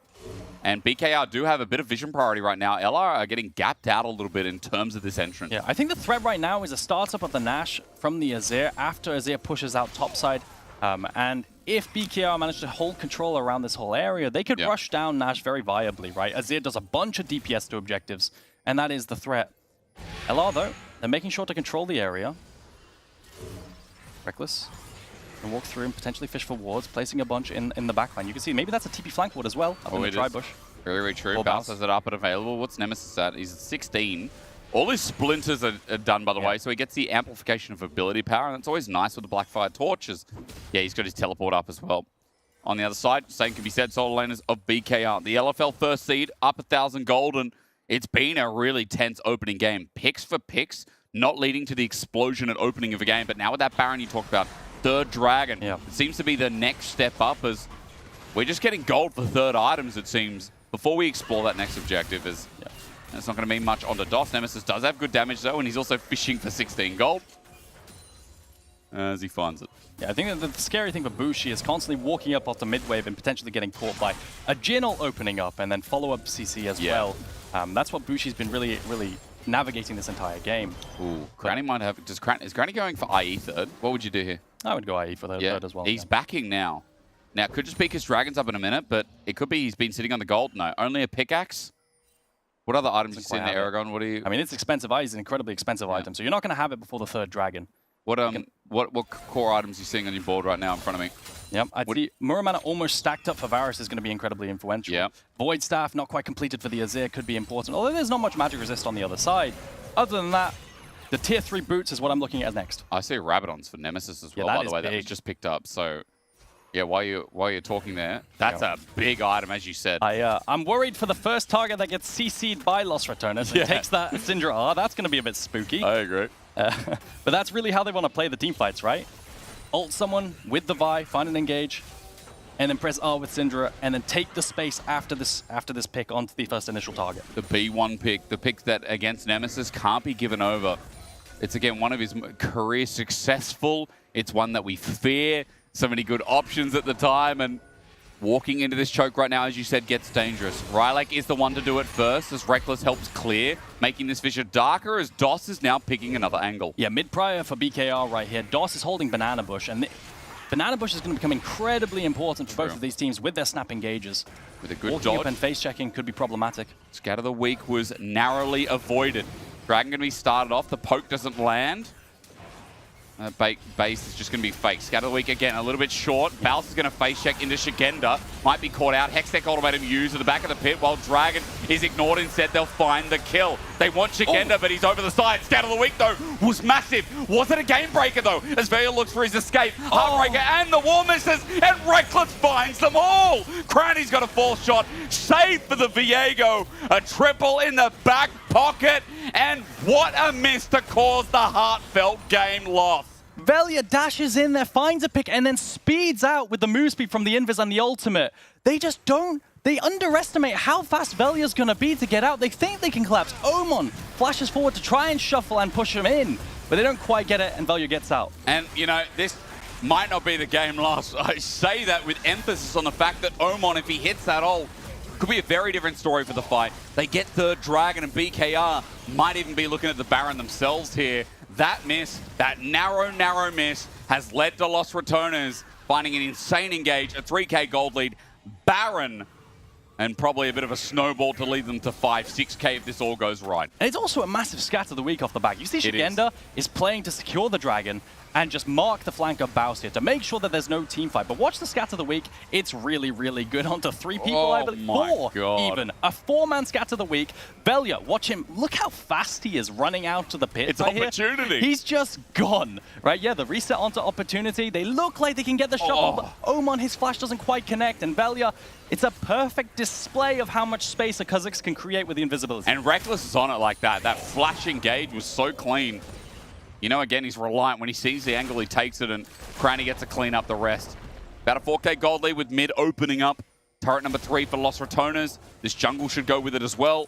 BKR have to be careful where they step up. Lost Returners have, again, got so much pick potential. When the numbers are down, when they're isolated, that's when they can snap. Again, with the Syndra, who, last fight we talked about the Rabadons. Also has a blighting jewel to go on top of that as well. It's going to help open up mid-turret. So Lost Returners' plan here is going to be, let's take the tier 2s. This Baron isn't going to help us siege the Nexus. That's just not how the game works. They're going to try and get all the tier 2 gold and hopefully contest the third dragon for themselves. This is going to be a potentially 7 dragon game. Yeah. But rare, BKR, yeah, it is rare. BKR, they're not necessarily out of it, right? They still have 3 dragons, 1 slip-up from Lost Returners, and they get Soul, and the entire game could turn around. So I feel like it depends on the siege with Baron, right? Scatter the week again. DOS will corner down. 4 shot onto the turret. Chains of Corruption land, but Reckless is going to ulti. Here's a curtain call. Have Lost Returners gone too deep is the question people ask, but no. Another scatter the week. Nemesis champion gets an execute, and Syndra cannot be given over. Cannot be taken lightly. As again, the scatter the week layers down, and BKR hit with the orbs of deception, of deceit, of powerful ruse that Nemesis has walked into the base with. BKR, they contest the tier 2. They were just trying to play slowly to defend. Maybe force Lost Returners to use some tools so they can't siege tier 3. They're not trying to end. They're not trying to end, are they? Scatter the week again. Always a tool to think about. Shigenda didn't think too hard about it. He walks in and he might just be dead meat again and execute because there's no ulti, but 5 seconds. Nemesis was waiting for that timer to get another. And that feels like the backbreaker. Right there. Breaking into the base there on a first Nash siege is not normal. It's all because BKR overextend, trying to defend these tier 2s a little bit too hard, and LR capitalize. It's in these high-pressure moments. You know, it happened last time around. It was so close getting through. You talked about it on Desk, right? Super massive, the 5-game series. But then we got to semis. We got to finals, and Los Ratones really switched on, got to that extra gear. It's only game 1. And as you said, BKR, you know, if this ends in a win to Los Ratones, have to go back to the drawing board. They've shown a lot of prowess and a lot of big moments coming through from jungle, from mid in this game as Reckless. He's going to Hex Flash. He's going to be Hex Deck Ultimatum. He's bopping away, so Shigenda's out. Chains of Corruption also used. Ulti popped out. Deadly Flash trying to zone Reckless. Might just be dying here, but look, the jungler hit by Baus. He's going to Unbreakable, Unstoppable it. He gets out with a flash as well. Rylak is safe and free. Reckless got caught, and that's an opportunity the Shigenda wants to capitalize on, but on an Nemesis Solar Flare, flashed away from Scatter the Weak in return. BKR, they sought something, they found something, but DOS has to be blocked now. A curtain call almost connecting as Baus wants an angle. They want to keep fighting this. I mean, it's a question. Can Los Ratones play without their wards? Face checking into this team is incredibly difficult. BKR, they're looking to chase Baus. I think this should be Soul towards BKR. He's got an Overlord's Bloodmail, by the way. He's going to take a while to die, but also the cooldowns at this point in the game at level 18, they'll chase him forever. Dragon will be given over for the cost of Baus. This is the point where I'd say good death, but... I think they're kind of spaghettiing it a little bit here. I mean, Omen just took a heavy chunk. There's Lethal Tempo, an ulti. Boss is now here. It's a bit spaghetti. How did Alistair, the person with all the wards, how did Reckless die into them getting Dragon? Because Baus is being chased forever. when you just can't comprehend. And now Shigenda in trouble. Failure's ulted. He wants to take this 1v1. Yeah, he wins granted, this. he'll win this easily. A leap, an ulti, and a bit of help from Bushi is needed. Chains of Corruption now, never mind. Doesn't win it when there's that many people. Yeah. Los Ratones need to calm down. They are throwing a bit too much into the water.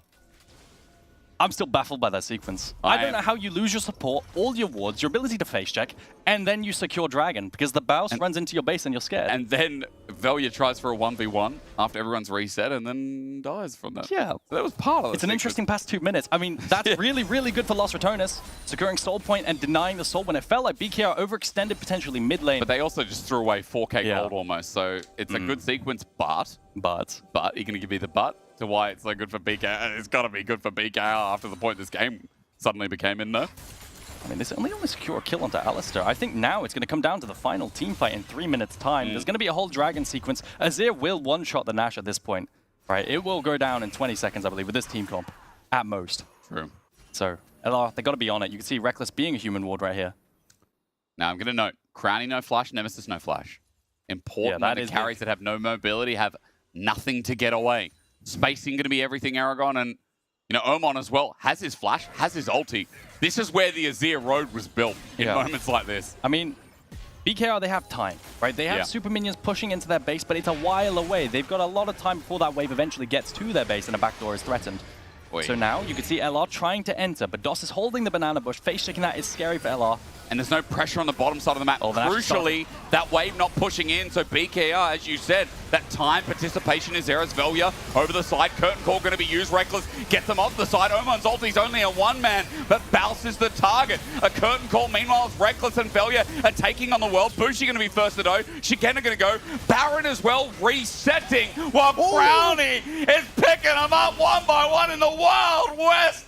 This is how you play the finisher, the sequence. It'll be all right in the end because Los Ratones pick apart the pieces. BKR, they start up the Nash. That Syndra ultimate did so much damage at the back end of that fight. I think Baus went a little bit too deep. Maybe, you know what, the space was actually good. Good death, who cares? Good death. And they find the win here. Somehow, some way, a little bit of throwing in the past 5 minutes, but they finished what they started. The NLC's #1 seed, the defending champions, are on the board in the semi-finals first.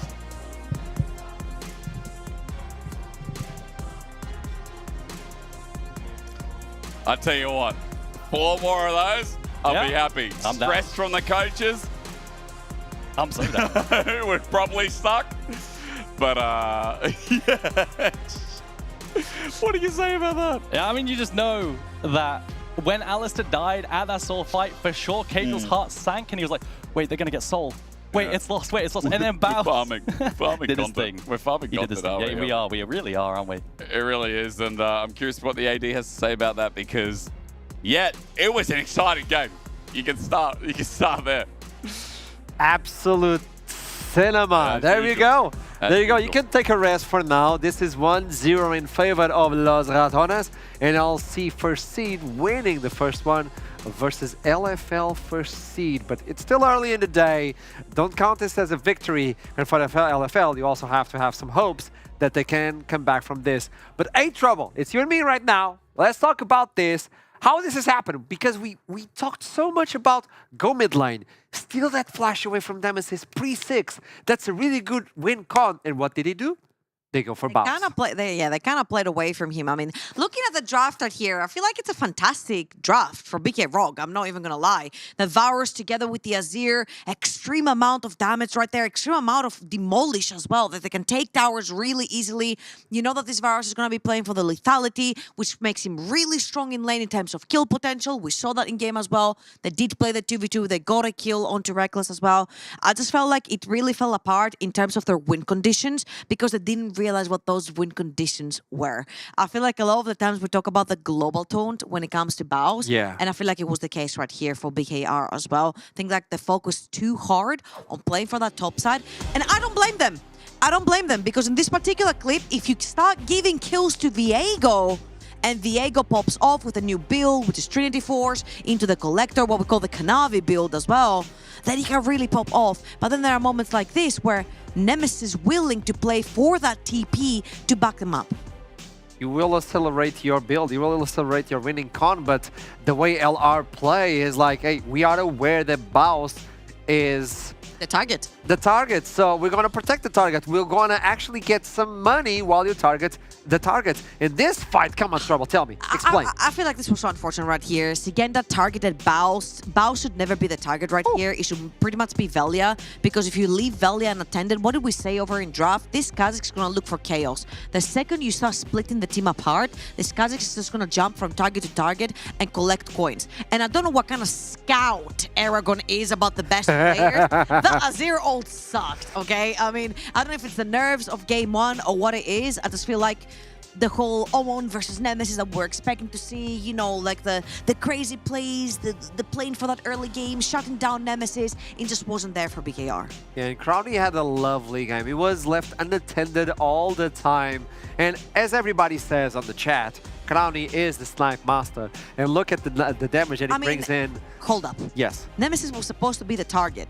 He was Not the only did he do the maximum damage dealer. most damage in the team, he died 0 times, and he was so confident that he wouldn't die at all that he had a Magi's in his inventory. That's like ultimate bravery. I'm like, Right. hey, you know what? I'm going to be the target. Let me just build the Magi's as it stands. Obviously, like, Fuels you more, you know? all the objectives you were talking about, also going for Velia. Eventually, there was a Dragon Point, like the Dragon Soul for both teams. It was important. But Velia had a comfortable early game as well. The Kha'Zix was not stopped in any way, shape, or form. So when you see that early game, we talked about this on the court that we made up, that LR sometimes give away some space during the early game, or as some might say, they throw away the early game and then they come back. That didn't happen. That was not even close. No, the early game was really clean. I feel like all that attention that was that Gogo given to the top side, you know, trying to shut down Baus, you know, the early Viego ult, the Viego flash, as you're not having ult, all of those resources that they spent into trying to hit the side lanes from the side of LR, right? LR used to their advantage. Kha'Zix is a champion that takes objectives really quickly because he has a lot of raw damage in his kit, so they managed to grab the 2 void grabs early on. Really good, because we said the sieging power on the Azir Varus combo is extremely high for BKR, so stealing those 2 void grabs away, getting the first 3 dragons as well. Like, it was complete dominance in the early game for Los Otones, which usually is a concerning thing. Yes. It's like, oh, you It's win the early weak game, point. it's lost, GG. So if it's only Baus dying, good. This is classic, He's yeah. the unbreakable, as we talked in the pre-show. So with this in mind, game 1 is out of the way. And we see a few champions getting removed from the champion pool. I look at the Azir, I'm actually kind of concerned, like, okay, you took that for the LFL, but Azir is one of the greatest champions for Nemesis, but the champion pool is getting bigger and bigger.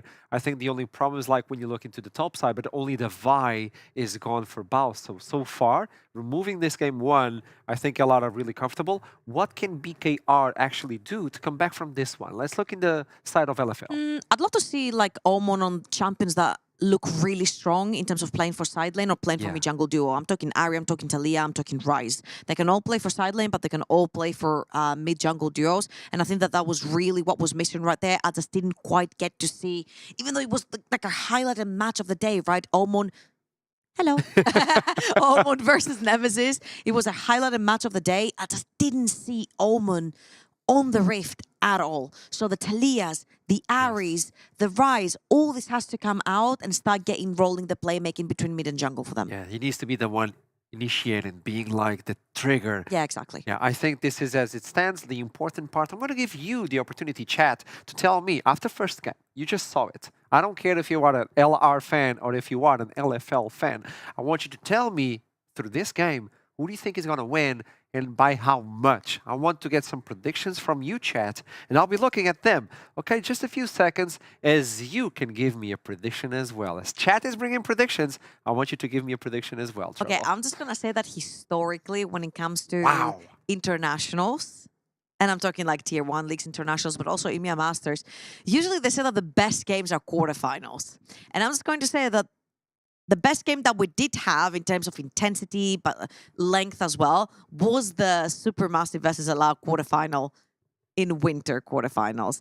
And LR already had a nail biter. I don't want this to be a 3-0.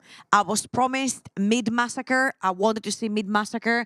I want to see those crazy plays that Aragon was talking about. BKR, it's like, if they don't know what they're doing, how can their opponents know what they're doing? Does it look like a 3-0? I'm going to tell you, and I'm going to toss it to a break. You made a face. Come on. I'm looking at the chat, and the only thing I see is 3-0 XDD, 3-1 maximum, and it's all on the rat side. So by this game alone, it looks like they're going to win the cities, but we still have to see what's coming up for game 2. With that in mind, I'll toss it to a break. I'll see you soon. XDD all the way. Look at that. I'll see you soon, chat. Have a lovely one.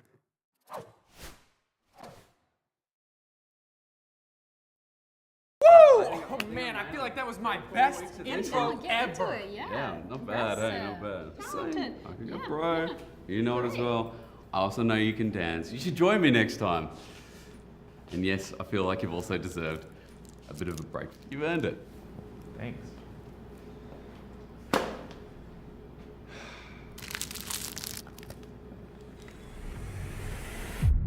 Even the biggest champ needs a break. He's right. I can dance. Ooh. Oh. Okay.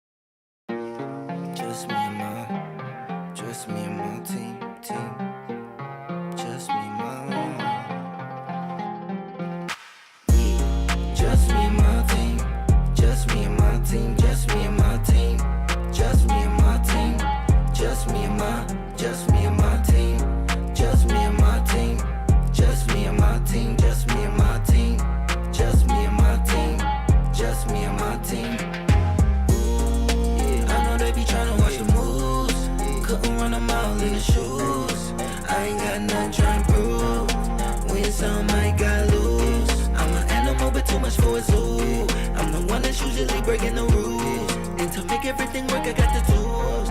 If it don't mind, just me and my, just me and my team. Just me and my team, just me and my team. Just me and my team. Just me and my, just me and my team. Just me and my team. Just me and my team. Just me and my team. Just me and my team. Just me and my team. Just me and my team. You can never come between. All I got is family, and you know they got me. Whole lot of loyalty. Do you know what that means? Do you know what that means? When it going get tough, you can count on me. Trust and believe. Can't nobody else compete with me and my team. Just me and my team. Just me and my team. Just me and my team. Just me and my team. Just me and my. Just me and my team. Just me and my team. Just me and my team. Just me and my team. Just me and my team. Just me and my team.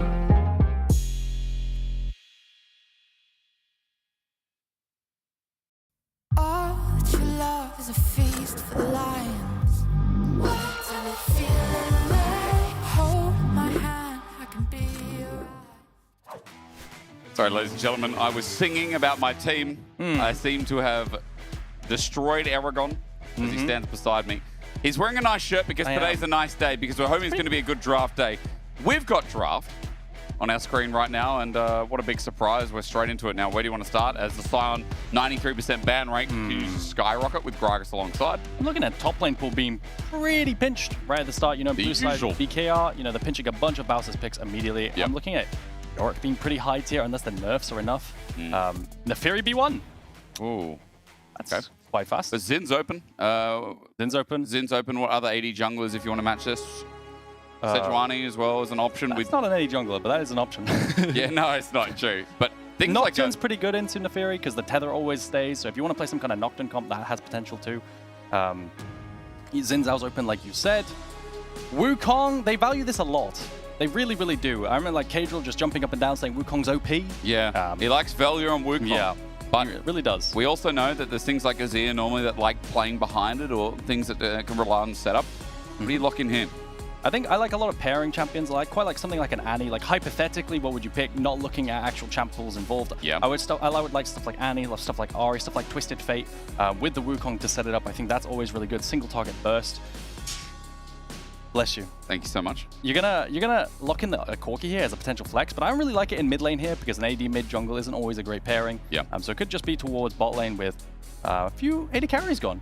You know, I'm still looking at AD carries in terms of like Kai'Sa Nico being a pairing that's still available, although Nico support did get nerfed. It got nerfed for laning phase, but it still facilitates the same power, right? Pretty much. If this is Ezreal Karma, you could see, you know, potentially to Ezreal Rakan might take away a champion from Reckless's best champion is Rakan. Yeah, and I also think with the Fury, you want some kind of hard engage. So maybe not towards the Karma angle, but you want some kind of hard engage and setup. Yep. Because it's very important when you play Neferi to be able to land your Q, and the CC really helps with landing on skill shots. So they're going to drop support, but I imagine towards the end of it, they're going to go towards a hard engage support. Well, we get top laners sorted out. Let's go! Okay. Yeah, so Baus just locks in. Yeah. And while a lot of people be like, yeah, it's still technically a flex, like, into Rumble, best neutralizing lane there is. I think Galio into Rumble is something that all teams should do. I think it's a phenomenal counter pick. That's really, really good. You could fight early, you know. You can always set up inside lane as well, and I think it's great for Baus too. But it does mean him locking this in. That means that there's not going to be support for either team, so maybe a bit of pinching of the pulls as Lost Returns might set up for themselves. Now, I'm going to tell you something, Aragon, in a second. That is a misban, I've just been told in my ear. So it's not a bug, that's actually just a misban. Nemesis doesn't look like his eyes are showing a that story. face was not happy. It's like, hang on a minute. So yeah, that is a misban, ladies and gentlemen. As confirming that is not a bug. Yeah. Naughty. Rakan being taken away is a great pairing with the Wukong for team fights. You really enable the Wukong there, so getting rid of that as well as maybe setting up something like a Braum if you want to. Well, you probably don't want to go that way with Neferi. On the other hand, you also have Alistair and Leona out because this is Fearless. That means that champions like Rel are stronger. Nautilus is stronger because as you pinch, this support is one of the roles that pinches the first in Fearless. With the hard engage supports only really being 4 of them. Yeah, so maybe you don't ban another support here because otherwise you just have no support for yourself, right? Like, unless you have an option like the Nico you were talking about before. Nautilus is the only one left, really, in terms of hard engage. And so then for BKR, assuming they're going to lose Nautilus here, and there's going to be a counter pick for what? I mean, you could give up a Nautilus and then you have Braum into it. That's a potential option as well. Instead. Yeah. So, Wei picked up. Now, what do you counter to it? There's the Nautilus. I imagine they're looking at answers like Braum if they really want to on the other side for the R5 for Reckless. That is a potential option. Wei is a classic for Nemesis. Yep. And countering that is going to be a big question. You could pick another Control Mage alongside it, or you could pick something like a TF, I think has been rising in priority, a nice setup champion. You think something like Rise is an option here then? I think Rise struggles into Control Mages because you get outranged a little bit. It can be a bit tricky, although the type of champion that Nefiri wants to play with is I've seen like that. I was going to interject and say I've seen a lot of Orianna Nefiri pairing. Yeah. But I know the ball control is really important because W drops the ball off her. But outside of that, she's kind of like a mini submarine that's a little bit squishier. So keep that in mind as Rise. Rise anyway, okay. Look at you. I mean, that's because the clip you showed me was GigaChad Omen 1v3ing on Rise mid. Yeah. And I watched that like, dude, this guy's good. He is pretty good. He's pretty good. If for those who didn't see, he 1v2'd versus the AD carry and jungle, flashed forward, and then got out with the Rune Prison, not the Rune Prison, the ulti to get away. Yeah, yeah. And it was pretty clean. No, it was. But there's the Braum into the Nautilus. These are the two supports that were up. This was the handshake. And then you have Rise, who's going to struggle a bit more in lane versus Hui early on, and then be outranged a bit later on, but you have the playmaking there with the CC. It feels like you have pretty good lanes for Lost Returners, right? Because like top neutralizers, mid's a good matchup for Nemesis.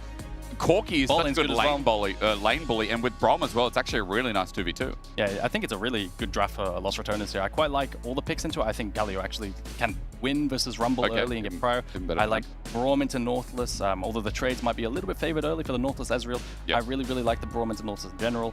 And you have a weak jungler early too. The way Nefiri functions is that she has to scale up to get to level 6. Yep. And because of that, you can't attack the Wukong early, who also wants that. So I think both junglers are happy there. Also going into an AD jungler as a Wukong, you always just love it, right? Like, it feels like one of the best things when Wukong just gets that stone skin passive and something that has extra, like, what, 30, 40 armor? Early levels. I will say the Braum is a little bit out of place in this composition, but it will be fine. The comp functions without him. Why is that? Because you don't really have any dive to follow up on the Wukong. You have Galio and that's it. Usually want some kind of hard engage support, but at the very least, it's just going to empower the early skirmishing. Right, and it is good into Nautilus and isolation and some of the dive that BKR have. So what about BKR's dive? Like, how does it function? Like, we talk about level 6s, we get onto Summoners Rift for game 2 of the semifinals. We talk a lot about, like, how this jungler needs level 6. We talk a lot about how the lanes might struggle a little bit, you know, outside of the early levels for support AD for BKR. Like, how do you set yourself up for this game 2 when you need to come back? Yeah. I'm looking at Rylik getting to level 6 as soon as possible and using that power spike on level 6 as much as possible. He could look for a gank mid lane with the setup, but generally I prefer it when my Nefiris just scale up, get the first, second item, level 6, stably. Right, without coin flipping too much early, outside of a potential dive in a side lane early on because of that W. Right, okay. So it's a slower pace early game is what I'm looking for BKR. Maybe some kind of plays in mid and bot. Okay. Well, keeping it slow is... I mean, look, when you have so much mobility, I think seeing things like Rise or when you have range for Shigendo for the early objectives as well, I can understand that. And in this game too, Lost Returners, I mean, they do get a bit of comfort picks again. And I will say that Velia and the Wukong was something you brought out in draft. I think Crowny on Corki, from all we've seen in his solo queue, from all we've seen in his scrims, like, this champion pops out a bit for him. Also, I think Reckless is a fantastic disengage, well, just general Braum support. So, again, there's a lot of comfort here, and we'll see how it gets them through as... Ooh, good the movement on that, away. He got the emote ready. He got the Hui emote. So, Omen is ready. Mana flow ban for Omen there, not for Nemesis, not quite. As they go back to CSing, the push. And then bot lane, I would imagine that overall in the long run, this is going to be favored towards the Braum Corki. Yep. They're very strong champions early, and Nautilus, the way you want to play this, as Nautilus into the Braum, is you want to take short trades around Aftershock cooldown, and your cooldowns with shield. You can never take like an extended all-in, because then you get all-in, and it's really, really painful. Braum wins that kind of situation. Also, as well, if you get locked down with passive, like Crane just W's over, Valkyrie early damage now. It's nutty. It's really broken, isn't it? Yeah. So level 2 for the bot lane is expected. Trade onto Reckless, but he's going to tag up DOS. The Aftershock passive, as you said, Aftershock itself, played around well. It's always short trades with Nautilus into Braum.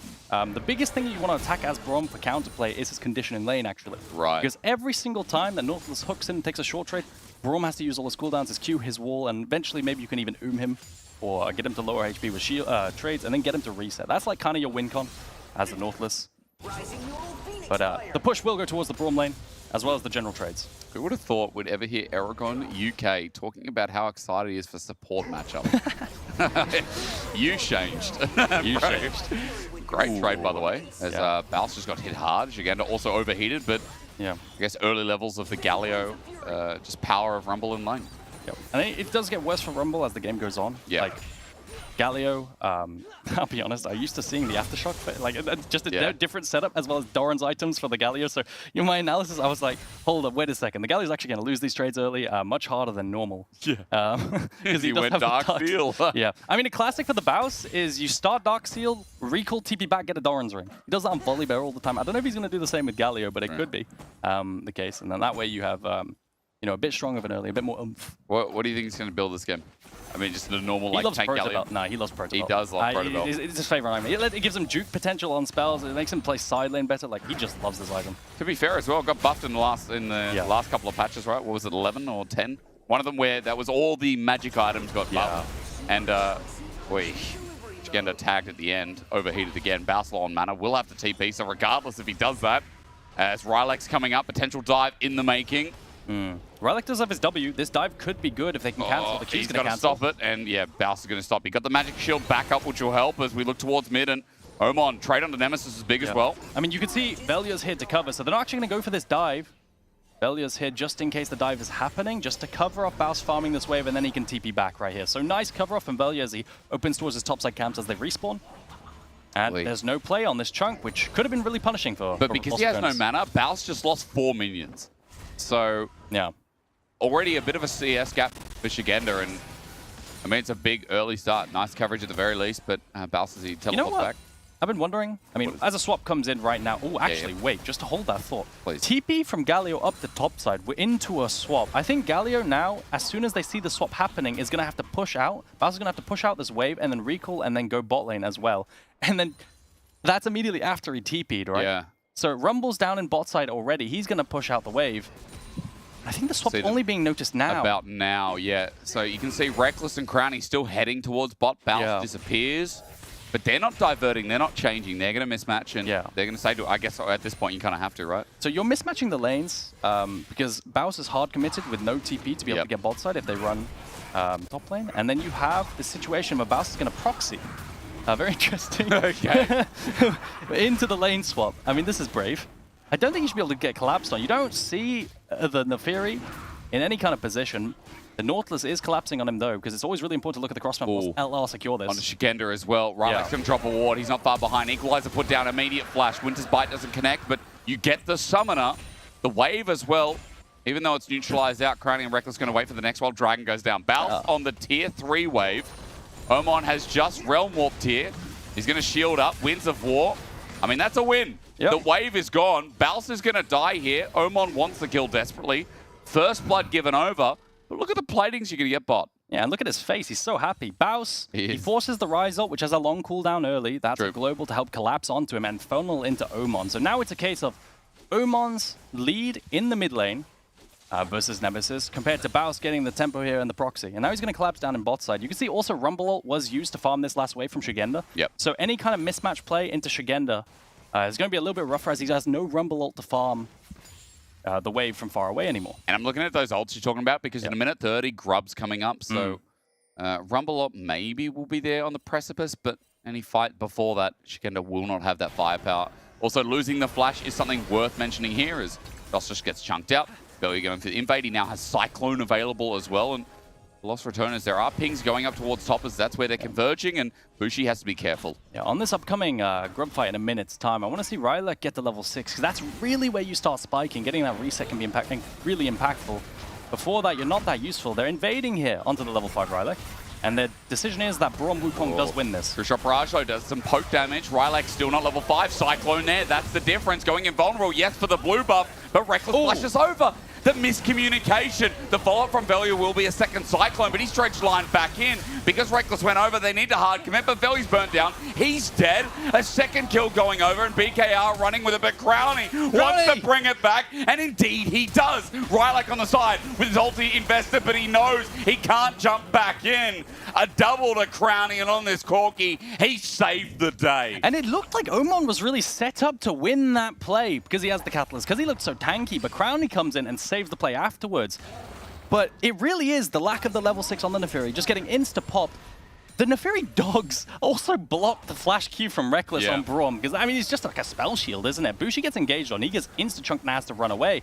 Reckless flashes in, gets his Q popped by the dogs, Velia misses ulti, and I'm just sitting here wondering, how do LR recover this? Because it doesn't look like they can. Omen looks incredibly tanky, and then it's just the threat of the AoE from Wei. It's not even the threat, it is just the AoE, as well as the Braum passive marks onto the Ryze, who, despite being so fed, it just doesn't matter. But it just shows you every single fight we see a Braum has come back. The skirmishing's impactful. LR trying to use it again, his first grub goes down. Yeah, I mean, the fight is still here. No Cyclone for Velia, that's really, really important in this kind of fight. The DOS is isolated for the time being. Rylak has ulti. Grub number 2 is going to come down. I'm looking towards it. As you said, Rylak didn't use it last time, didn't want to commit to it, but now can. Triple grubs. LR showed up to the show, and I mean, usually we're used to them seeing swaps the sides of the map if they're not going to get something. Shigenda might be giving them a little bit of gold injection, the dive under turret, but there's no kill. BKR got away with that objective, and LR with no gold injection because of it. Yeah, the play beforehand going to eat up all their ultimate, so they just have no playmaking tools. It looks like, you know, 3 grubs over to BKR, that could be really impactful. The only problem I have with the 3 grubs on BKR, as I keep going back to, is the presence in globals in the current meta dissuades the use of the grubs. Like, you always have potentially Baus shadowing on the side lane with the global, threatening to stop you from hitting the tower. And that could be really annoying for Omen if he wants to side lane this game. Well, at least with all the commotion down bot, Crowley was able to get some plating, and Crowley has a massive amount of gold injection, as you were talking about from the last fight. 1,000 gold lead, 2 plates now picked up top. Baus trying to do the same dredge line. DOS thought he could get him mid-action or something. Yeah, not going to quite land. Baus glides on out of there with the E backwards. And the hook just doesn't land. The fact he gets away with that. Yeah, probably going to look for a recall and then walk up topside. He does have the TP to a fight if he wants to. That dragon coming up in 45 seconds time. He wants to be top lane for that. And peekaboo. Still finds him. Yeah, good damage. Double passive proc on Bushi. He's going to have to recall now before this dragon. Doesn't have a TP like we see some Ezreals have because he's into Braum, so. Now, before we get towards dragon, I have a real chill question to ask you. And do you rate like the boots now kind of suck a bit more, Symbiotic Souls? Do you think it's mega situational? Do you think they're bad? I think Odo's in pain. Is he actually? No, I'm not a big fan of them. I think getting empowered only once you've completed them. Before they were broken. They were so good. Yeah. Empowered recall for like mobility champs like Galio felt so good. I think, okay, so here's my canon is that I'm a big fan of empowered mercs. Yeah. Now, when I'm very LPL pilled, I'm very LPL biased, and I just see 5 mercs a game. And I think tier 3 mercs are so broken that you should probably just build them almost every single game with the presence of the CC in the current meta. Okay. I mean, it would make sense in this game as so I'm a Baus hater is TLDR. Oh my god, that was easy. With Symbiotic Souls. Easy to pull out here. As Rodovay just gets picked up on the other side, that's my small tidbit while Dragon's going down. LR again. Dragon contest, not going to be there, and double Dragon's nice. As we walk our way through and find a simple early game. 100 gold lead, 200 in the back pocket. It's not bad, is it? It's not bad. First item coming across the board, but Omen's pretty much the only one for now. Yeah, I mean, this is kind of the anticipated early game, right? You have power farming to level 6 for the Neferi, same with the Wukong. And then in side lane later on is where you can start making plays. Omen with his Ryze, I mean, this was just his best champion, right? The staff engages maybe later on could be good too. And then we'll have big team fights where getting Rylak a reset is what we're looking for. On the other hand, more front to back, right? Way more front to back for LR, scaling up to those team fights where they can potentially play with Velia getting the backline dive with the Galio ulti. Should be simple. Yeah. And I'm just waiting again. I'm just waiting. I guess You're waiting? I'm just waiting. Yeah, I'll just sit here and wait. I'm not going to tell you all what I'm waiting for. I'm just sitting here and waiting, having a good time. I mean, we got like double tier item on one team. We got another tier item on the other. You know, this really is kind of a 2-item spike kind of team on BKR. Completing up the mana items. Baus, probably going to be the source of any... any death, yeah. Realm Warp use. He's out, by the way, because he just pressed his ulti. Velia gave him an escape route. No Realm Warp again, but again, there's no objectives up for 2 minutes 40, so I think in this case it's a lot better. I will say I think Galio is more valuable than Realm Warp. The Galio can block a bunch of damage in AoE from the Rumble ulti, so I just think it's not that worth. But he does get some attention. He does get their attention. And he's going to be on the map very fast because of the Hex Tech portals as well. Bushi should be fine here. No, I don't think he is. He's going to be concussive, blowed out, and Crownie just sits under turret. Phosphorus Bomb, kited with the autos. Crownie barriers. Last turret shot, not enough. Help! DOS is going to get him. Oh my god. You love to see it, but it is Crownie still getting the kill in the end versus the Nautilus. That last Sheen proc did a lot more damage than I expected from Crownie. Really, he got that kill down in bot side under tower. But my Nautilus is 201 now. Yeah. And the enemy Corgi's 301. What do you prefer? Yeah, what do you prefer? Vote in the chat now. I think I prefer the Corgi. Yeah, I don't know, just a hunch. Look at the Sheen proc. Nice kiting. What it's worth. He just got 200 damage. I guess it's not even that much, and it just works out. They tank very nicely. But DOS, Lila! Lila! Flash it forward. Not so bad. Oh my god. Yeah, but yeah, what are you going to do with all that gold? It's quite, to be fair, like it's an accelerated locket versus a bunch of AoE. Hey, I think it could be pretty decent getting a bunch of gold onto DOS here. That can matter a lot in these early team fights, especially a third dragon. I think this interesting trend is that LR, with their winning lanes, have managed to secure dragons very early. It's going to be another 17-minute soul point, potentially, as a fight for LR versus BKR here. And if that really forces BKR to feel like they have to accelerate here. 1 minute 50, having to play towards bot side and maintain control. Nemesis, oi, look at these wards. One just expired behind him, but there's also one in brush. They see that Nemesis is a bit low on mana, but again, you can press his EE or whatever the lovely pool of mana flowing orbs are. Yeah, I mean, when he first came out, I tried to memorize everything. All I walk away with is Severing Bolt. I mean, I'm on a jungle arc right now. I'm doing like jungle unranked to Hyla. Nice. And I played Viego, and I'm just dreading the day I get Hwei. I possess a Hwei, and I'm just going to be completely... And you'd be like, bro, what am I What am I doing? What are some other champs? I mean, like A-Soul as well. There's like a famous inspired play where he's spinning around. Oh, yeah. That's a classic. No, but you can tell, like, with pro Viegos when they don't play the champion much. And just, like, there was another one with an Aphelios, and he was just throwing out his spells. He had no idea what was happening. Oh, yeah. I mean, that's a good one, right? Yeah. Aphelios. I've seen Yunara, like, because her ult has an interaction with QWE. I haven't seen that champion yet. No, I've not. All I've seen is QWE has an interaction with ult. So that's something to look out for. Herald's going to start now, by the way, as Velia's just onto this first. But even though there's vision there, a little bit late to the party at BKR. Yeah, no vision control around top side. They prefer to keep control around bots. It's like BKR. They're going to make a collapse onto bot side. Nemesis. Walking up on the weak side of the map right now when no one's showing. And yeah, it is indeed. But the Spiraling Spear comes through. Nemesis dealing with the dive as best he can. But Shigenda tanks it up while meanwhile DOS could be in a shield of despair. Duran comes out first. Well, it is the Herald already taken away. And Baus is just going to run up towards an enemy rise. But I'm not sure why Baus did that. He's going to shield out. Or rather, Justice Punch. Ends up being a trade for objective for kill. Yeah, it's a really nice pick onto Nemesis here as a cross map, I think. Using the ulti to set up the gank and then finding the slows. I think the W from the Neferi usage onto the Fear was super, super good as well. Yeah. And yeah, an excellent gank that converts into a bunch of waves lost for Tonus. And that TP down in bot side to catch them now. TP this time as well. I mean, leading to Soul Point when the whole map reset. It just feels like Winkins and win cons, if I can speak properly. Set up really nice. Yeah, I mean, you're using ultimates now. Secure a kill onto Nemesis, and because you use those ultis, you can't contest anymore. So you're going to opt the cross map up topside as Omen, funnel in a bunch of gold, get to that tier item for the second, and then maybe play for Soul with a completed Rod of Ages. And that's your win con now if you're BKR.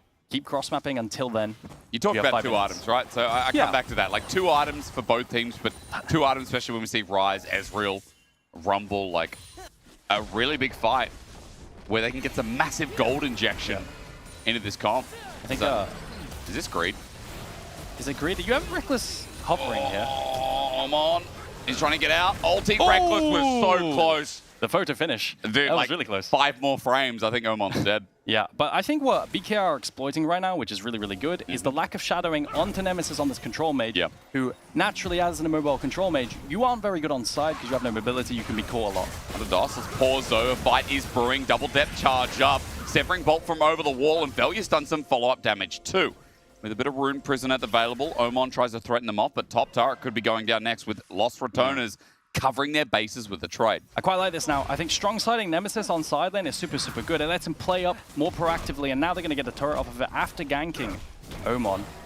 Not going to be able to have enough gold for that Seras. I'm looking at his items. I was curious of what he'd buy, but still, going to be a little bit more time before he gets that Seras. And that Seras shield is really, really impactful versus the dive of Lost Retoners.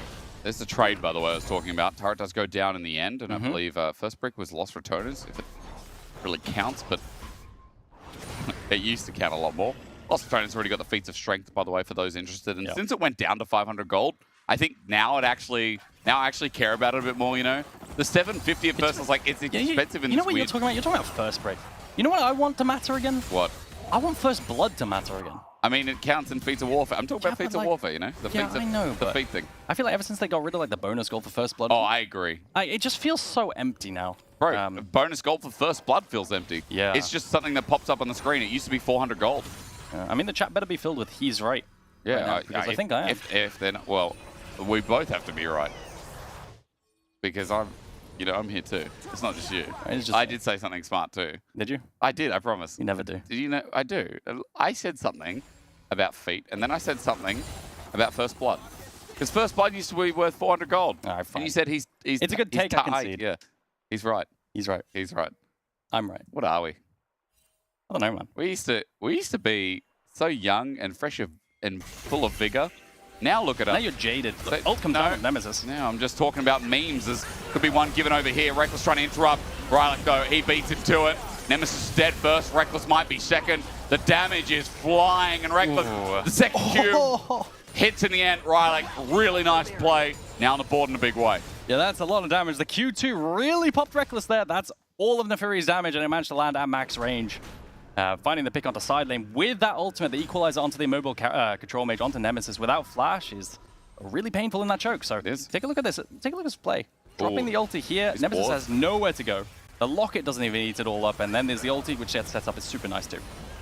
Reckless tries to predict the Nefari dive in, but the instant W, that ulti did absolutely nothing. And double kill over. BKR now in a much better spot. 2k gold lead as well. They started creeping up thanks to Shigenda in his side lane.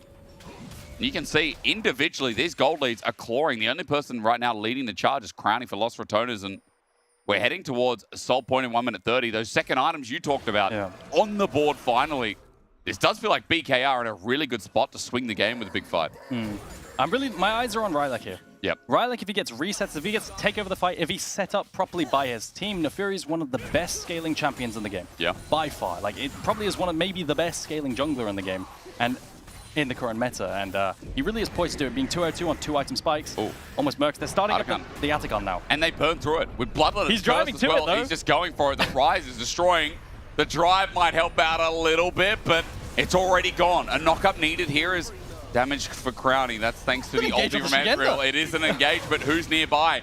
Velia thinking about how he gets in, but a Realm Warp out, and only one away for the escape. Baus comes in from the flank. Lost Retoners again need something desperately, but the equalizer lines them down. Now scared, drawn back in. Reckless immediately dead. Severing Bolt set up. Velia's ulti, great. Concaves together. BKR, the team fight, slowly losing away as Nemesis unscathed, untouched. And again, their flanking angles did something for Lost Retoners to pick up 3 kills. I think that Lost Retoners did a great job of punishing that startup and the Atacon secure. I think this game might have just been thrown off of an Atacon attempt and getting it. What I didn't see, though, was how Dos got left behind on the Rise ulti. I think he got abandoned by the Rise ult and wasn't quite picked up. There was 4 of them, and we're going to see the replay shortly. Remember, from that play too, the Death Timers, that is Soul. Omen has TP, 10 seconds, Aragon, but he ain't going to be here. There's no jungle smite. Yeah. I mean, all the AoE, I was figuring, you know, in these team fights, Hwei not having as much like of a choke to play in because it's just a massive lane to play into. It's not ideal for Hwei, but the AoE managed to connect. Now, take a look at this. Rise, I feel like they should just Rise ult away now. If they did that now, they would manage to survive, I think, probably. But instead, they wait a while. They try to play the team fight. They Rise ult now. Why doesn't Dos go here? I think he clicked out of the last. He just clicked out of it last second, which is a mistake by Dos. Yeah. Equalizer isn't great because it's a massively wide lane. And do you remember? I can't remember the famous play, but like they decided what Realm Warp was all about. Where if you click out of it at the last second, you don't go to. Is that a even if you're in the middle of it, yeah, it is. It's where you're clicking at the time as Hang on a minute. Spiraling Spare came out. Omen might be dead here. He's clawed back in. Reckless can't slow him down any further. Shigenda's now with the equalizer. Rylak on the wing. Velya thinking about how best to approach the next part of this fight as the outer turret stays standing for now. I'm concerned. I really am concerned with BKR. Hextech Soul on every single Corky Rock hit, on every little Severing Bolt from Nemesis. It's a roughie. It's a really big roughie. The poke is going to be phenomenal. The slows on the range could be phenomenal. They're going to need a really big pop-off performance from Bushi on this 2-item spike. Yeah. As well as Omen and the Neferi. We need Shigenda as well to find something in these fights. I mean, I feel like this was last game where Rylak and him synced up really, really well, but you don't have the same guarantee of CC. You don't have the same pick-off potential, right? A lot of burst damage there. Yeah. But how it comes together, I guess we'll find out. Now, with the Soul, it does mean, as early as this game is, we have an Elder Dragon at 27 minutes. Yeah. So maybe for BKR, that's a positive. Yeah. If they can find a fight I feel like that's always kind of a cope take, because then the Elder Dragon flip is versus a Soul. Yeah. So the Elder Dragon flip is often lost in that regard, whether or not the team has started up a Nash beforehand to be able to secure a Nash too. But I mean, I just want to give Lost Returners credit, because what they've done is they've secured such an early Soul and Soul point, punishing the double tier stacking and the power trough that they face to be able to get a Soul fight at 21 minutes. Do you think it's their swaps this game that really... Like, no, actually, what am I saying? Because their swaps, they were slow to it. Baus TP'd, and like, their ability to turn what a lot of teams would see or call like a lack of tempo or like a loss of tempo into something positive. It's been a bit, but like I think what happened was BKR swapped to topside to try and mismatch the lanes, and then before Lost Returns matched the swap, they secured the first dragon. Yeah. And then it was just every single time they were securing. So it's a lot on Velya, you know, working with the players in his lanes and securing the dragons early. I feel like Velya, you know, it's talked about a bit. He had some rough games in the last best of 5. It was a little bit shaky. But here in this series, he's been reliable again. And when Velya's like this, his team looks unstoppable. When you have someone like Reckless as well, who is, again, Mr. Reliable, when Nemesis, Baus, like individual startups, and Crowny, again, that person that just keeps on scaling with the team. Sounds like a glazing session, but I promise you, it does feel like Lost Returners right now are still in a good position. You look at gold, but don't be bronze. Look at the bigger picture. I think every single time that I look at the map, BKR are pinging onto Baus, trying to make a side lane play onto him. With the Rise Global potentially, the threat of that to collapse. But Baus sees it coming and he walks away. Neferi's not going to be able to make a play, and now they're going to be late onto this Nash start. They're pulled down to bot side, Baus goes up to mid, and they have mid push now for Lost Returners. So I wonder if this mid tower falls. It looks like it's just going to happen. Bushi can't defend it. Velya helps whack it down. Shigenda's making movement, but Reckless there to zone him off. The Unbreakable out, but the ult is more important. Shigenda in rotation will flash, but you know he's going to be dropping first. His equalizer adds not too much. Bushi going to be silenced, slowed, feared, and hit down. Lost Returners have a Baron. It just spawned, and Shigenda, that was a big mistake. Can Shigenda spawn in time and TP to the fight? No. Absolutely not.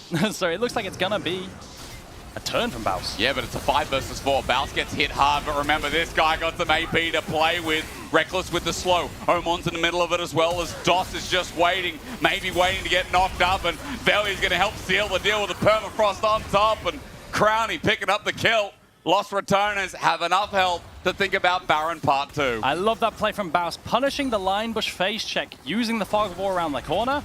It's like Lost Returners are not even going to concede anything. Okay. Make the picks, defend mid tower, get mid push, and then start up Nash potentially afterwards. And they're not even going to do that. They're not going to risk it. I feel like this might be a little bit too safe. But they do have Hextech portals to get back on the map fast and retake control. They just see Velya backing away for what it's worth, but you're right. There's quick recovery there as chain-lashed, laced crushes are the boots you're so excited about. At least Velya's listening to you.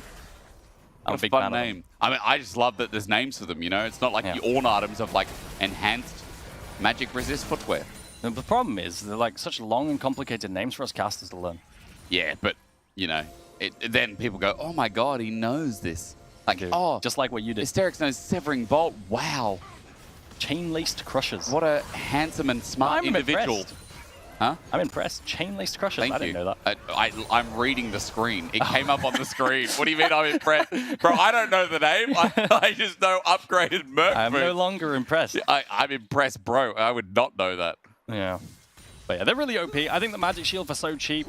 More tenacity is good versus champions like Do you think Nautilus. it's the same with the Tabi ones as well? versus double AP mid jungle super broken. I think Tabes are also really, really broken too, but Mercs are the best. Yep. That's my take. Is this an emergency Baron? Omen has called a meeting. He's pressed the button, but no one's coming. I think the idea is that Ryze does a lot of DPS to Nash as well. Yeah. The constant EQs, he will just do a lot of damage to Nash, so maybe they could find a way to sneak it, but it just feels like desperation at this point. There's no way they can start it up. Nemesis just ulti. That was an ulti. Nemesis just I missed whiffed. that completely. He whiffed an ulti. Lost Returns without a tool, but at least they have the damage. Here comes Baus for the hero's entrance, and he has arrived. Lost Returners have their top laner joined in, and that's Velye's ulti, that's Baus' ulti, that's Nemesis' ulti. Elder is live. Maybe it doesn't matter here as Omen has just walked on in and Crowny's going to bop him for a few. Yeah, Omen has no TP as well to get back to this fight. It might be a little bit difficult for BKR to actually walk in, but he does have portals again. The portals are going to help him in terms of his tempo on the chunk. Now, I feel like Lost Returners, they've been hunting on these starts. And on a ward, Rylak is now spotted out. Invulnerability down and out. Velya looking for a little bit more than that. The ult is bent. Velya isolated and dead. A shutdown of Shigenda is going to be the trade-off. Baus gets the Justice Punch. It's nice as Reckless is a new target, but he won't be found. Dos wants a Dredge line. Not given over. A double kill over to Baus is all it will take for a 2-for-1. And finally, the turns actually work out for Lost Returners. Velya is dead, so they have no smite, which is a potential problem. It is a problem if you want to secure an objective like the Elder Dragon, so they're not going to flip it. I mean, Lost Returners, I feel like for the past 5 minutes, they've been trying to start an objective or threaten start an objective into turn over and over, but it just hasn't worked out for them. If they have found something, it hasn't been enough. I mean, I can tell you one thing is Nemesis backs on a ward there. Luckily, no one in vision nearby. But he's doing the damage. And again, this is Sway. I can't quote the exact game to you, but I just remember watching their EMEA Masters journey and like seeing Nemesis on this pick. In fact, seeing Nemesis, as you were telling me, as they start off Elder, has been good. Now what does he provide as he's just walked back to Elder with the gates? Yeah, I mean, they've got nothing to be scared of. They see Neferi on this Nash. There's a ward right around the entrance, around the Baron. Yep, they're pulling off. They're pulling it out. They're pulling it out. I don't think they have to. Neferi's nowhere near here, so they're going to threaten and maybe push away the Neferi. But they're tweaking a bit, I feel. Maybe worried about some of the range poke, I guess. But, you know, playing it safe, nothing wrong with dotting the I's, crossing the T's, because Lost Returners, that's what they're doing in this game now. 4,000 gold lead, Baron is an option with Elder. They win any fight. I just feel like they've checkmated BKR about 7 times, and they insist on still playing. They're like when you've got a castle and a bishop, and you're taking all the pawns first, and then you get to the king. Yeah, exactly. You know? They just really want to rub their face in it, it feels like. But with this Nash and Elder, surely, surely closing out the game. They'll take a tier 2 at least. And surely they'll move to match point. Yeah.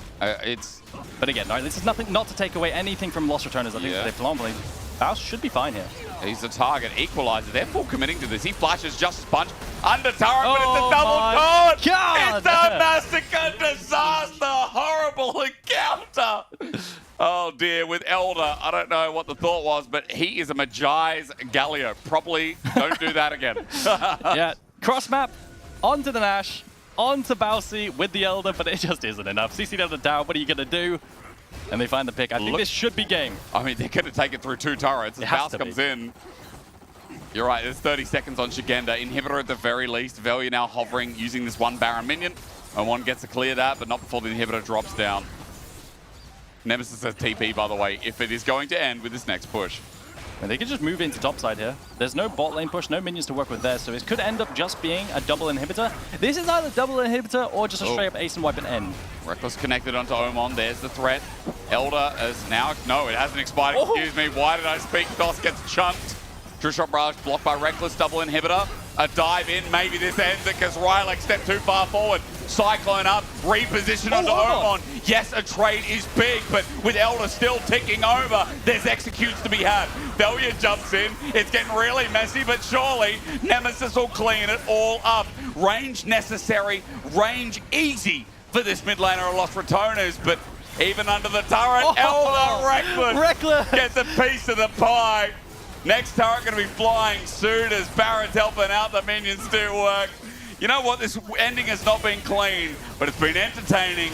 It's been delicious. It has been a match point worth celebrating here as Lost Returners are in good spirits in a 2-0 start. They took absolutely no risks on that end. They had 10 seconds left of the Elder as well, and they managed to find the snipe with Reckless.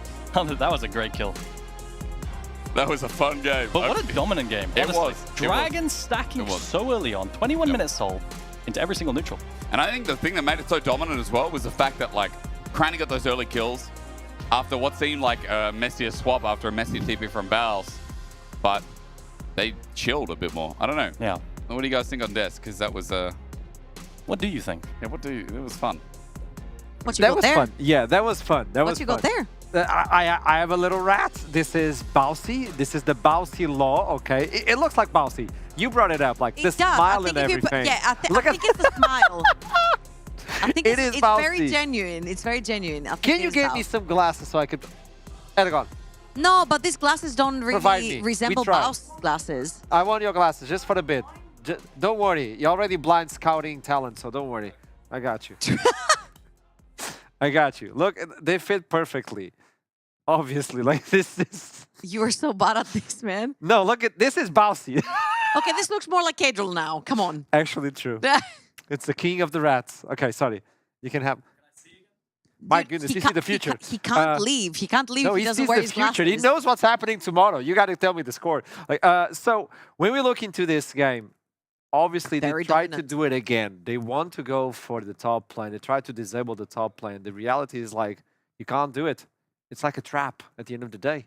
I feel like this is probably the most stable Lost Ratonis game that we have possibly seen towards the playoffs bracket. I feel like it was just purely dominant from start to finish. Their lanes were winning. The early double kill on Corki, I feel like, is what really, truly snowballed everything.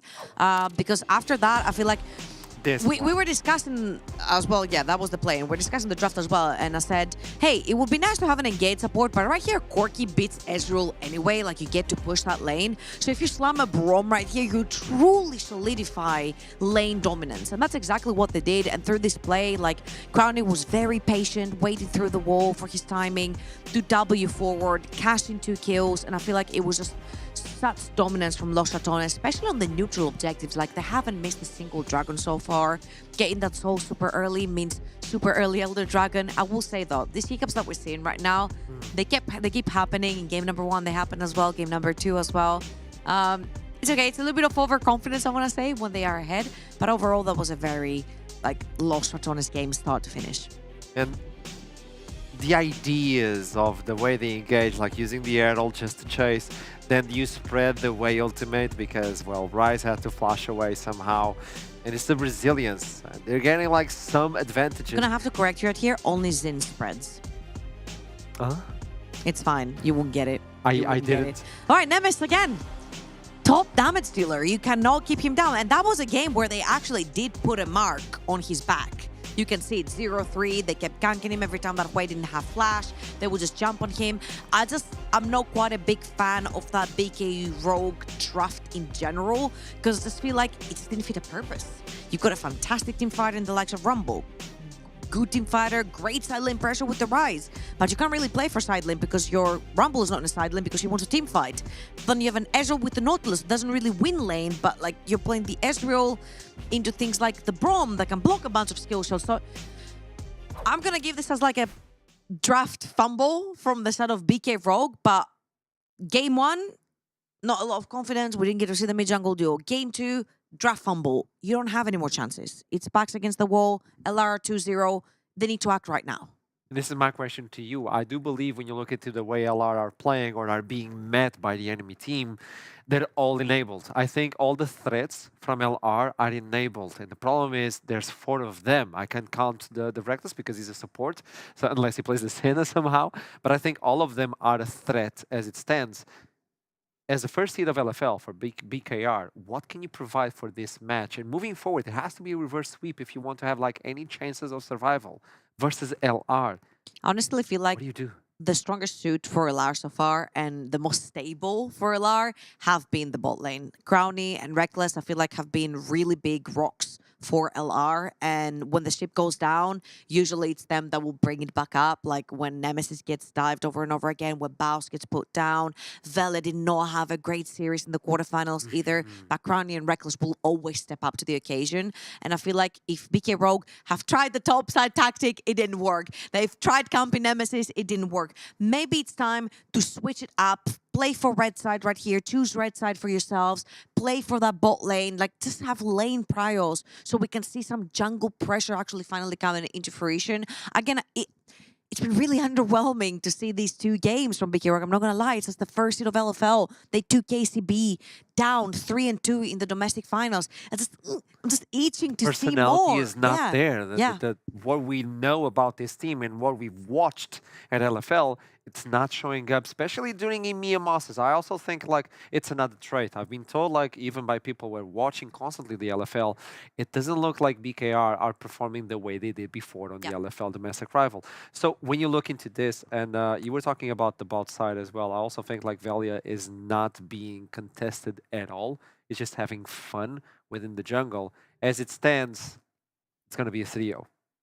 What do you think? Be honest.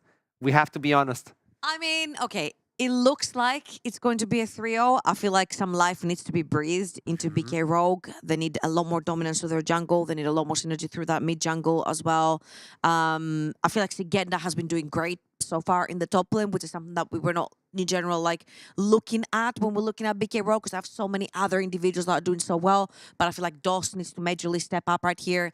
Ex-LEC support. He did fantastically well when he was in the LEC as well. So he really does need to show his caliber here. And I need more from their mid-jungle duo to try and shut down Nemesis, trying to shut down Velia. The second you shut down Velia, Baus falls with him. A lot of people don't see it, but Velia is a fantastic blocker for anything that happens to Baus. And that was the way they played against Nord. That was the way they played a lot of their series that they won very, very convincingly. When Velia is on his day, Baus cannot die. And I feel like this has been the secret duo from the side of LR that they haven't been able to break. I agree 100%. I think that's the tile you need to take away from the wall that LR has currently put up. As it stands, it could be a 3-0 in favor of the NLC first seed, Los Ratones, the defending title, as we have Kadril over here. Apparently, I think the chat agrees that this is Kadril. With that in mind, chat, do tell us on the chat, what do you think is going to happen on the third game? Is it a clean sweep, or is there a chance at a reverse sweep? With that in mind, I'll see you soon. Don't go anywhere. Hey, Law. Yeah? I need a bit of help with styling since I'm new here, and I was wondering if I could show you a couple of outfits. Yeah, sure. Amazing, thank you so much. I'll be right back. I'm a poro snack. Get it? I don't know, man. No, not really. I don't know, Law. It's hopeless. No, it's gonna be fine. Here, let's have a break.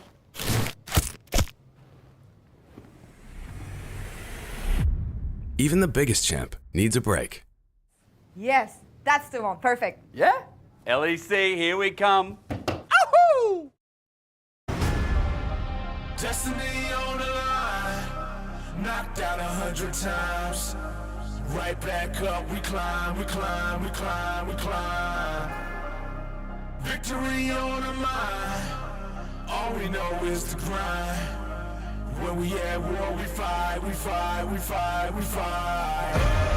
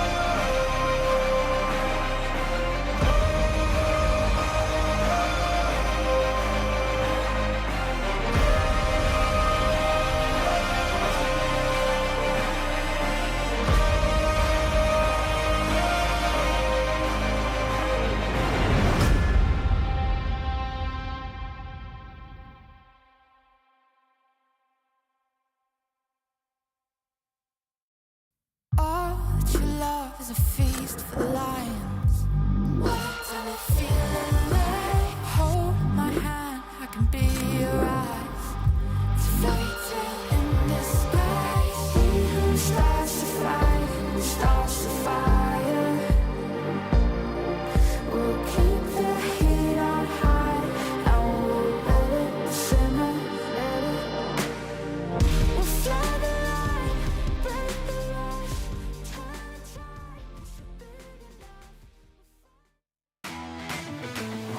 Da-da-da-da-da. Hey! Hi. This is Asterix. I'm Aragon. That's not right. Plot twist. We're kind of cool in real life, but we're a bit lame on broadcast. Cool is a word. It is a word. We study a video game for a living. Yeah, but that's cool. I think. That is pretty cool, actually. Lost Retoners are winning every game so far. Yeah, it's 2-0. quite one-sided. It isn't is. it? And I think there's parts in this series that have been, like game 1, for example, there's been some good moments from Rylek, for example, from Bushi, DOS. I feel like right now, the problem is the solo lane impact from BKR ain't the same as solo lane impact from LR as we go into draft. I do think Shigenda's been a bit invisible. Omon's been underwhelming. He hasn't had as many great players. Get excited for Omen. Yeah, he got a little lead early, picking off Baus with that Realm Warp and then not really converting into much else. I remember losing a team fight at Grubs. But yeah, it does feel like a Rylek show and not much else. Well, you know what? Do I know what? I'm hoping we get some fun drafts from them, you know? I'm hoping we get some fun drafts. What pools do you think are pinched? Super important in Fearless, right? Yeah. So support engages are getting very, very pinched. I think Rel's open. Rakan is open still. I think jungle pool, like Xin Zhao. Xin Zhao B1, yeah. Yeah, and Xin Zhao answers are kind of getting pinched a little bit. Does Velia play Jax jungle? That kind of fell off a little bit. I think Jax in general is just not great of a champion right now, so... Baus would disagree with you. Actually, true. They could flex it. You know what? Maybe I'm on board. They could flex the Jax jungle into that, but I don't think that's what's going to come out. Jax was one of the supports you're talking about where there's an issue right now with support pool for Engage. Like Rel here on R1 or 2, right? I look at Rel, I look at Rakan. Reckless is synonymous with Rakan, honestly, really at the moment. Going to pick away the Ahri. Did get nerfed a little bit of a tap. I'm also looking at other notable top mid laners that are available in the Twisted Fate as well. Yep. Are we going to lease in here with Ahri? Wouldn't it be nice to have like setup, like guaranteed lockdown? I mean, this is set up. Oh, yeah. Charm is set up into the queue. That is a decent combo. Yeah, This you're is right. a good combination that you can have. Used to be really good. Yeah. Other champions that are open for mid lane are the Annie, the Orianna, the Twisted Fate. I keep bringing up and going back to because it did get buffed and it has seen a lot more priority. If they want to match mid laners here, which would make sense, as pools could get pinched quite a bit in second rotation. Silas as well into Ahri. Silas is fantastic. Yeah. I like that call out. I think Silas is really, really good. And it's just a better Ahri if it gets the mid game or if he ever gets a lead. Plus into Lee Sin as well. I've seen some funky stuff. Oh, is it Dive Kai'Sa Nico? also being built up. Might be Kai'Sa Nico. I think that could also be a good combination. Yeah. DOS is a great Nico. Well, honestly, he had a game where he went 0-5-0, but then he popped off in the next one, so it's hard to say. Well, at least I like the flip. That's what Nico is a lot of the time. Niski at least showed us that. Sorry, not Niski. No, it was Niski. It absolutely was. Okay, listen. What do we get here? Support match? Do you want the Rel still? I think the takeaway could be good, and then you play lane swaps away. But also, you alternatively have, if you don't pick up support here, other champions that are good into Nico support are shielders or healers. Stuff like Milio, Nami, Lucian, Nami lanes could be good into it if you want to pick that up. And they play Crown and Reckless. Absolutely play that. Yeah, that's a go-to answer, for example, in the LPL to sustain, and probably other leagues as well. Karma Ezreal is gone, actually. Right, my bad. So it's probably going to be like a Lucian lane they're going to eye up. I imagine BKR are going to want to pinch that. Okay, so now with the Gragas locked in as well, which is the GOAT Classic. Baus, one of his best champs alongside that Zion. Sport's starting to get a B band away. Aatrox's already taken through as Lost Return is just getting rid of options that are going to make Baus's life a living hell. I will say, it was the last series, the Yorick game with Baus's Gragas. Yorick becomes insanely good into Gragas. I mean, I feel like the matchup's almost unplayable for Gragas, right? Aatrox is fantastic into Gragas. Yorick is fantastic into Gragas. I was going to say Gnar would be a ban that you'd probably let go through. The problem is Shigenda plays Gnar. Right? So now Shigenda can go towards the Yorick if he does play it into the Gragas as an option. And I think this champion is just demonic. It's really, really good into the Gragas. Yeah. Get absolutely beat up early. It got changed in this patch, but it's like... It did get nerfed slightly, It got nerfed for like levels 9, 10 when you get first item, but is it really much? As scaling element for Crowny instead of something like the Lucian Nami. They have pulled out the severe Milio, right? So we go back to those supports with like the Nami Milio. Lulu's also up and available, by the way. So Lulu as well, sure, but I think the lane is a bit worse. I think Milio would be a potential answer, but okay. Well, we'll have to see. There's no engage supports left. You really want Lee Sin with some kind of hard CC engage support, and there really aren't any left unless I'm missing one. I think Alistair? Is Alistair up? No. No, it's not. Alistair's gone, Nautilus is gone, Leona's gone. They're all kind of gone. What do you think about Maokai? It's not really hard engage. No. You just don't really have a great pairing with your Lee Sin, so you're going to have to sacrifice composition a bit, as is the way with Fearless. What do you think about Elise support here? Oh, Mel picked up. Mel. Into the Aura, you outrange it. Yep. You can reflect the charm. It's set up for your mid laner as well because of that, so with the snare, sounds pretty good as a pickup. I mean, Omen has pulled it out once in this tournament, I think. And it looks like the Ambessa into the Gragas as well. Not going to go towards the Yorick. Maybe Shugenda doesn't play it. Maybe he values the nerfs too highly to pull it out.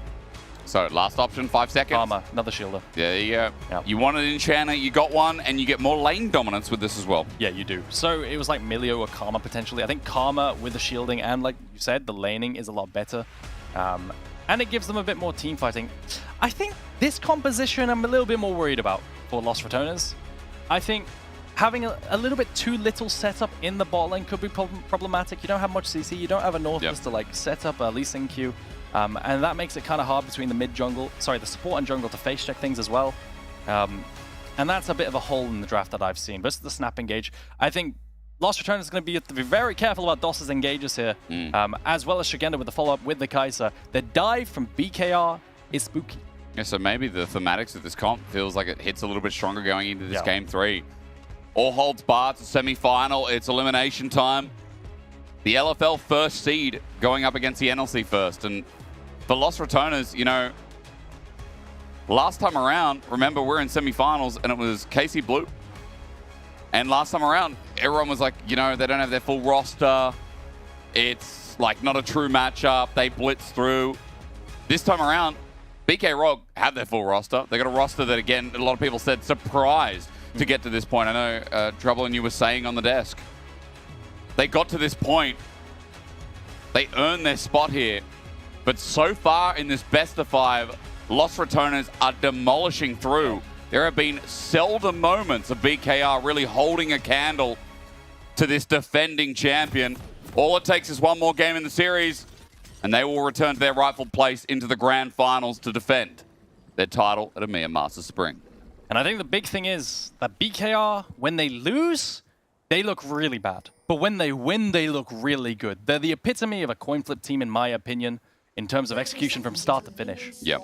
And I think this draft, it's really setting them up to do it. They have a lot of agency in dives.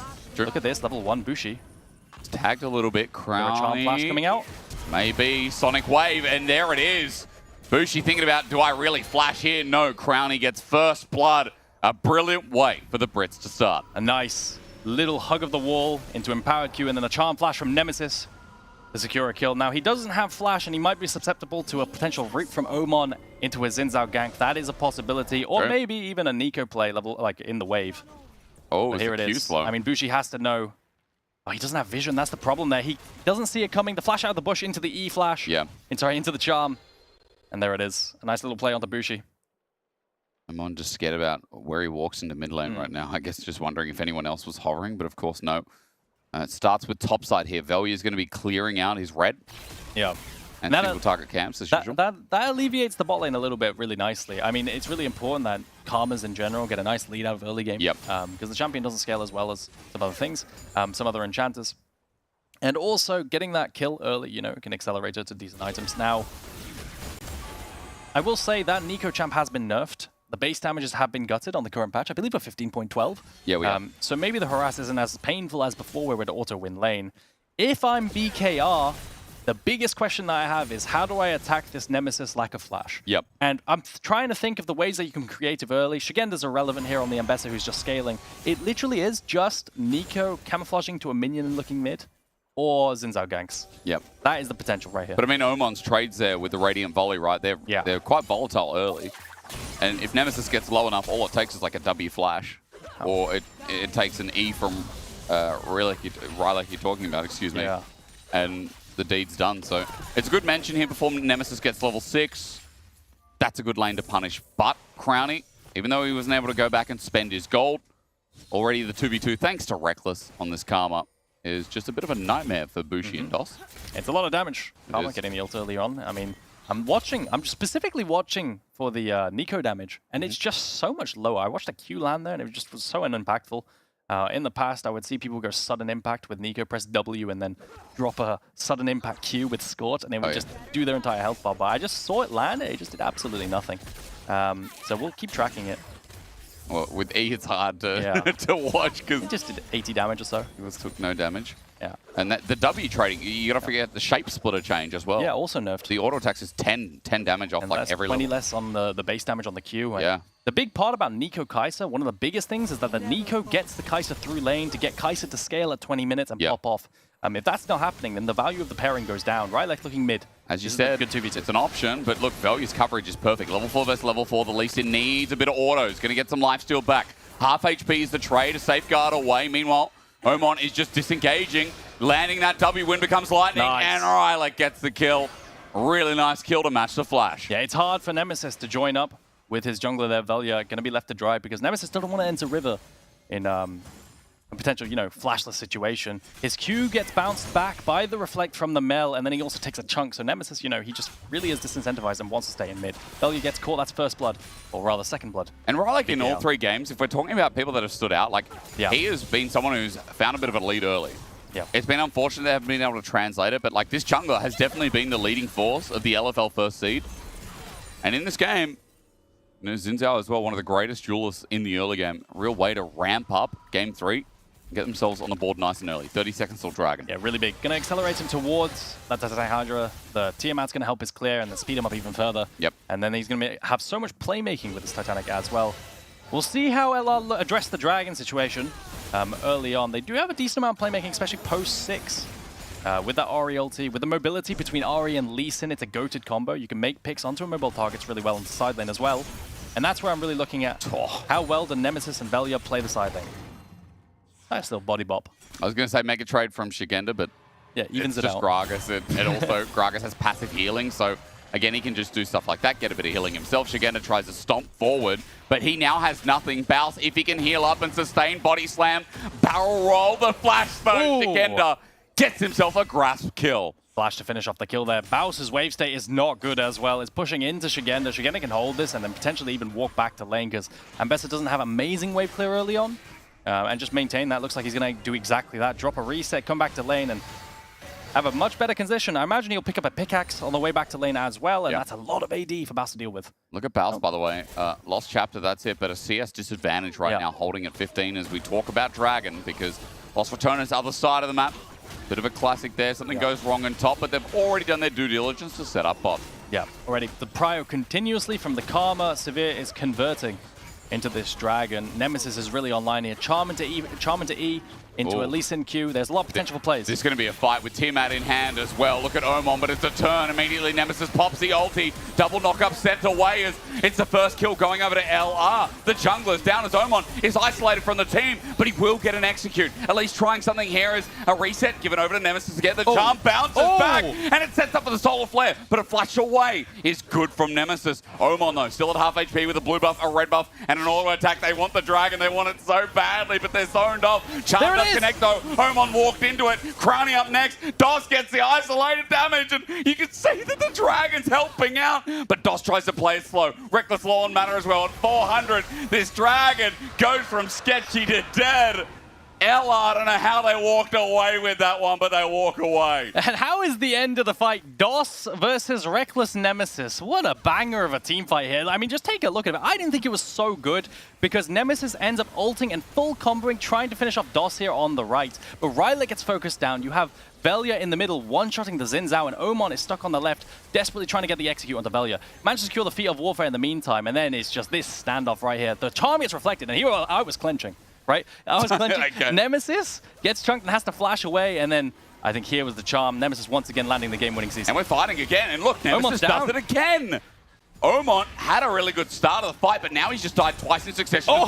Double body slam with a sonic wave. Resonating strike will not follow. Velia does not have his ulti either, but it's happening again. Aragon is just escalating, getting faster, and LR, they're now with a gold lead in game 3. How did Omen end up there as a flashless Okay, so he's trying to follow up on Rylek here, but he gets collapsed on. Nice flank from Baus. I don't know how Baus ended up there. How did he get here? From behind. I guess he pushed in top or came out of base and then ended up behind.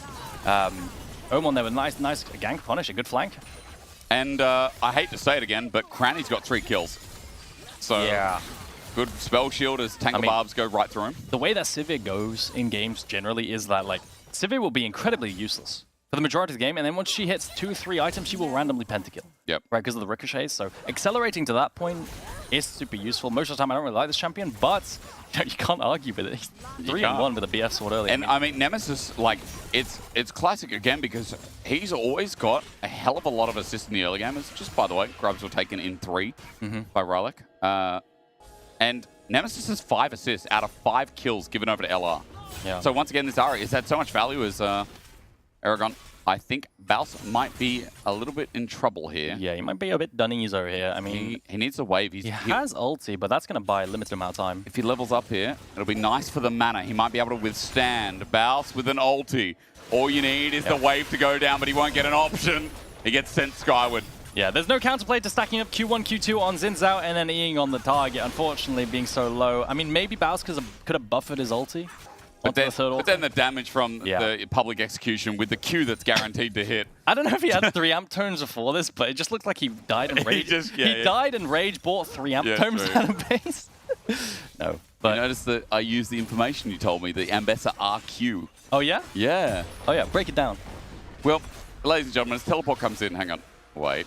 He does have full mana bar, it doesn't matter. Ooh, he defends the Feat of Warfare, that's big. Ooh, Nemesis countered his minions meanwhile as his Velia again. Kick available this time though. Tangle Barbs connects though, it's getting sketchy but a charm. Connects onto Doss as Nemesis damage not to be missed. The Golden Eclipse will not shine bright. Omen doesn't have any follow-up damage and LR get away with a kill again as Baus went a bit deep in top lane. Now Rylek is here waiting as the explosive cast, the wind becomes lightning, the range, Shigenda might be able to do it himself. Flash from Rylek though. Matches, here's another teleport by the way, trying to save what's left of top. Oh, there goes the Feat of Warfare to fight despite the TP. And that's a second death by Baus in the span of a minute and a half. So the Feat of Warfare going to go over. That's boots completed, tier 3 boots if they won them from BKR. That's definitely by no means the game. This is a good game though. It is a good one. 12 kills, 10 minutes and... You know, it's nice. BKR are keeping up, and even though Omen got caught a couple of times, like, top is going well. As Rylek, as I say that, Velia's on top of him, the kick away. Nice Tangle Barbs, though. Rylek's isolated, you're right, it's nice because all it takes is a Sonic Wave. Resonating strike from Velia around mid to pick up, yet again, a massive lead. I've never seen someone kicked through that angle, through that part of the wall before. It's got to be minute, right? Like, yeah. It's such a big wall. Barely just able to squeeze over there, but it's a really nice kick again from Velia. And through these mid-lane skirmishes, they managed to find a bunch of leads. I mean, let's just take a look at it again. Wow, I've really never seen it. I played this game for like 15 years, and it's... like, look at that. That is like, because if it's any deeper, it just goes into the wall, right? Yeah, and you just expect the Xin Zhao to stay in place. Yeah. But it's a super nice kick. Velia, the GOAT. Well, Velia, this series, like, I've been complimenting Rylek and saying what he does for BKR is probably the strongest member, but Velia has definitely been the better jungler, I think, and he's online yet again. Do you agree with that statement?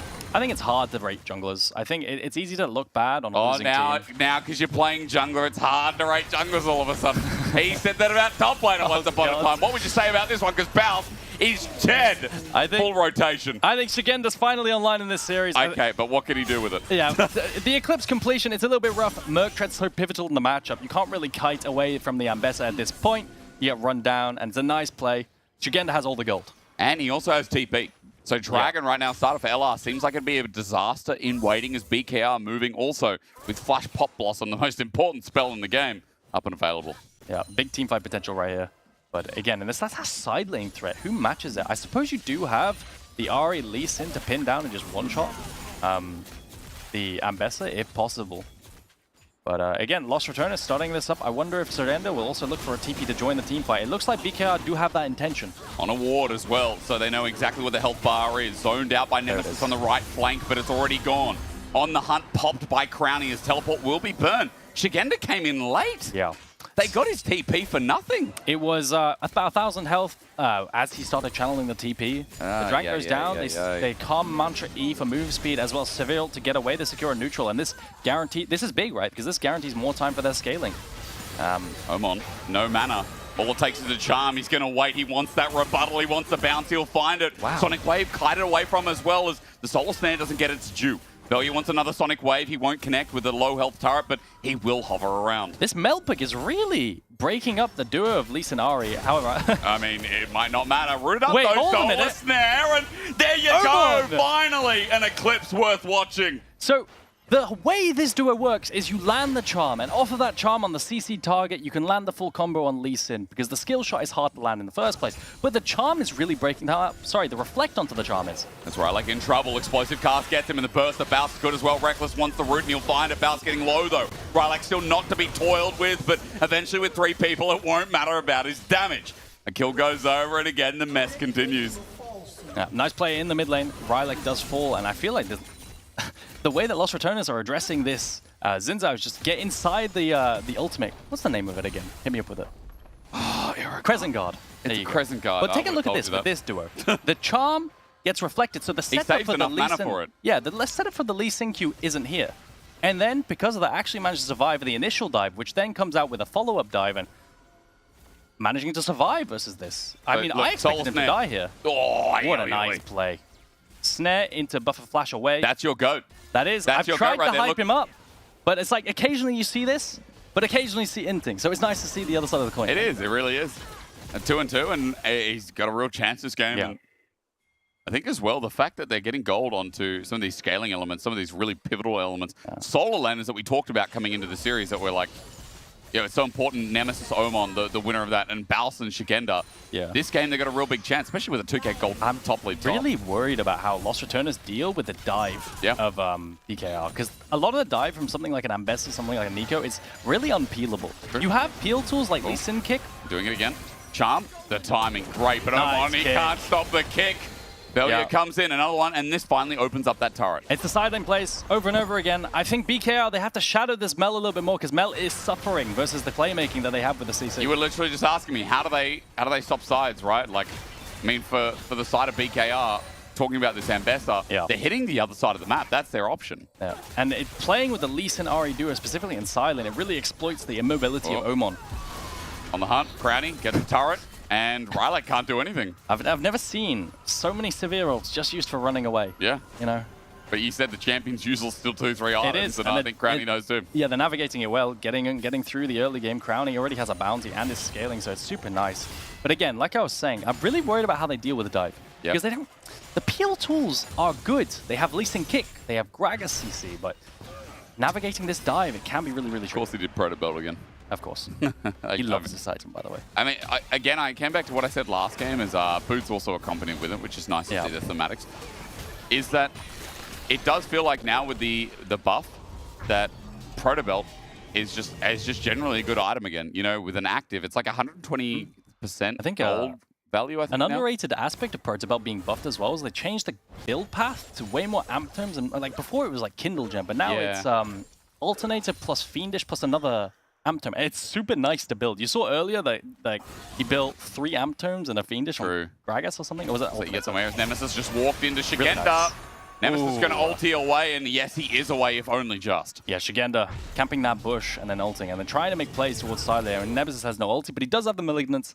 Shouldn't be too bad. He still has the flash, so the team fighting will be there as well. Dragon spawning in 40 seconds. But it is good. I mean, you know, you get Nemesis ulti out right before Dragon. Shigenda's going to be able to get back and TP in or walk in. Like, as you said, Dragon's a big timer here. But Lost Returners once again having the early stack. I think the problem is also that they use Shigenda's ability to dive in a team fight on top lane here to try and make a play, and it didn't really work out too well. So now they've lost a dive tool in these team fights. Yeah, that's a good point. So going towards this 5v5 down in bot side could be problematic. Crowny has mid lane push. Should convert into a bunch of vision control around River. Already line push control for Lost Returners as well.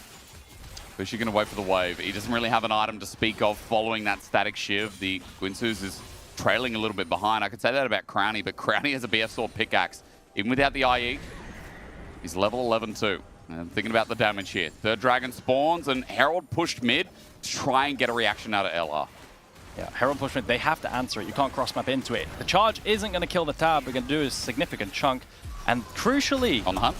Oh, Baus has found a flank. You got an explosive cast onto DOS, but it's a one-man Pop Blossom. Only onto Baus. Is it worth it? He flashes away while Omen is dealing with the deadly duo. Velia gets it again. Sonic Wave is going to be found, and he'll fly. The Lee Sin may be blind, but he ain't dumb.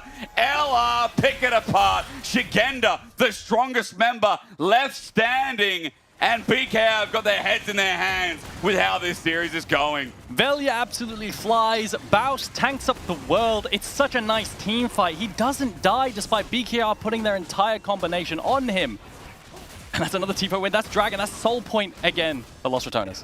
Maybe in Paris, but I don't think anyone will be telling us what's going on after this. I mean, Baus, he's so tanky at this point, sleeper, right? They try to full combo him. They ulti, Bushi ults onto him as well, but they can't burst through the Gragas resist as well as the Karma shields. And then watch Velia fly here. He lands the kick, W over the wall, lands the kick, and just takes it, sends it full, and they run over the entire enemy team with the resets as well. Clean stuff. LR steps away from returning to the grand final. You know, the back-to-back has been talked about. They finally lost a best of series in the NLC. It was also mentioned. The series against Nord. It was a bit of a surprise for me. Then they took it back, right back to the finals. They won NLC. And now they're here again, almost losing out in quarterfinals. Right back again. And I think the arc is like, it's been incredibly interesting because you see people saying, wow, they're really struggling. You know, I've seen comments on Reddit saying they need a new coach, Cadrill's drafts, and so many issues. But they look amazing. Yeah. Right? This is the LFL Seed 1. And even Baus on weak side, right? Like his team fights, his pickoffs, he might be 0-4 and down 1,600 gold, but it's his angles that he found on Omen before. That team fight was great, right? Yeah. So and the fight, that fight we just saw too. Good point.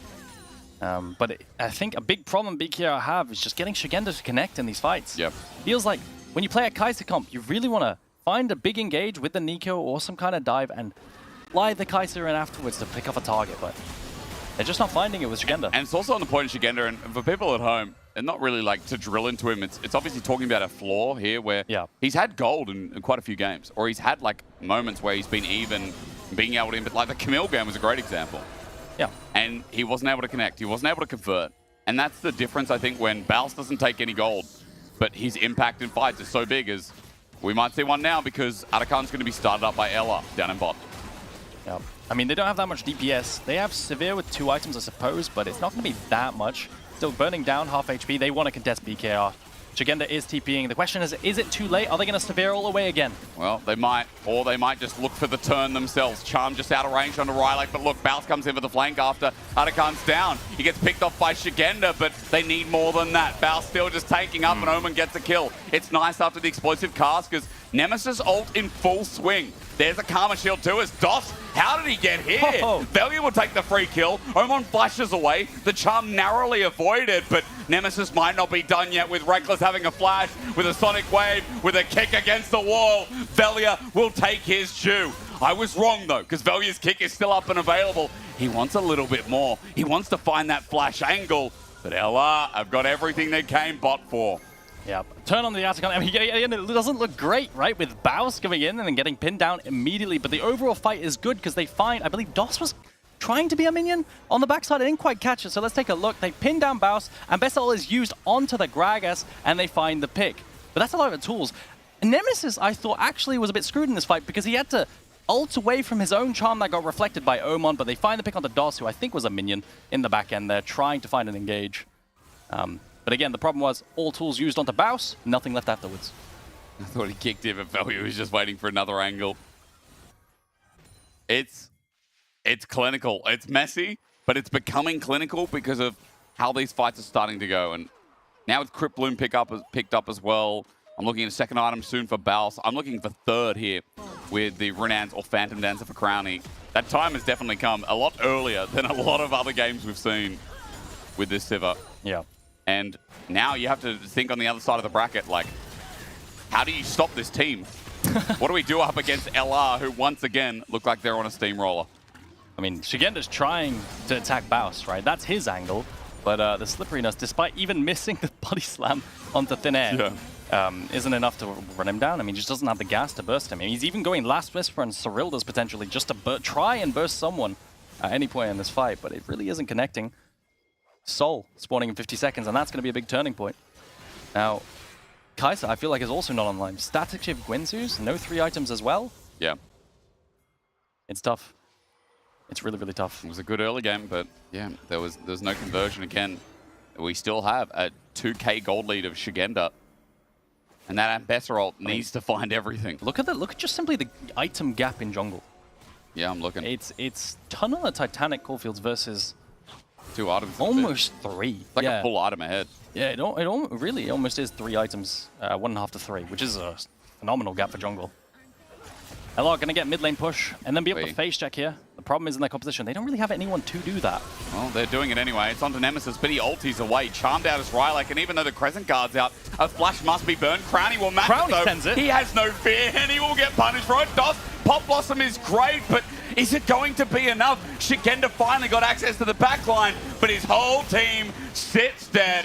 A triple deserved to Nemesis, and regardless of Crownie sending it, they're too damn far ahead. You just know the comms of Crownie there was just go, guys. We win any fight, take any fight. He flashes in, get instant combo, but it doesn't matter. You had Nemesis flashing on the backline, one-shotting Omen. You had Baus doing a bomber combo with the cask into the other cask. It was a great team fight to clean up.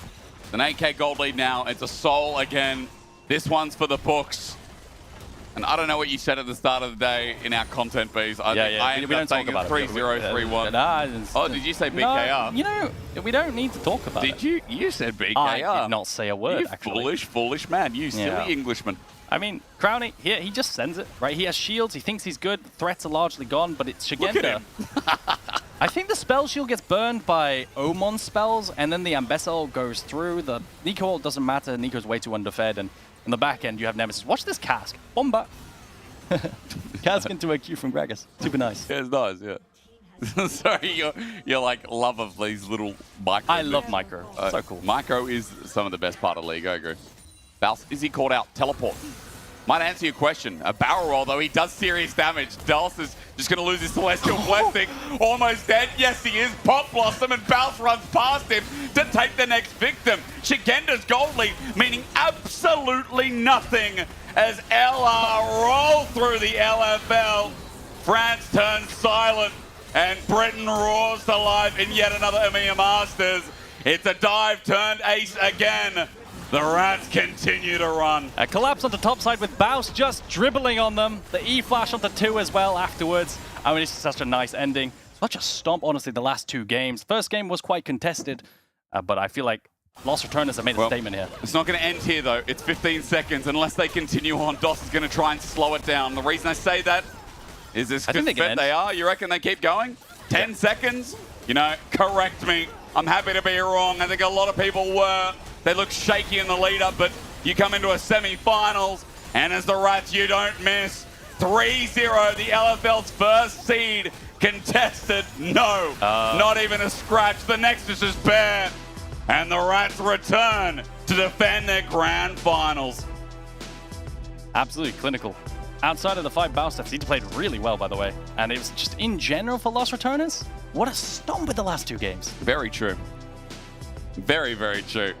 Yeah. I mean, what do you say about it? It was the, I'm not going to say the easiest semifinals we've seen because we've seen plenty. Yeah. But it was a simple semifinals. It was. It really was. It was like over, and I guess I had dinner reservations because it was over in about an hour and a half. And that was the LFL first seed. And it's crazy the new dynamic we're getting in EMEA Masters. It was so much about LFL, so much all the time.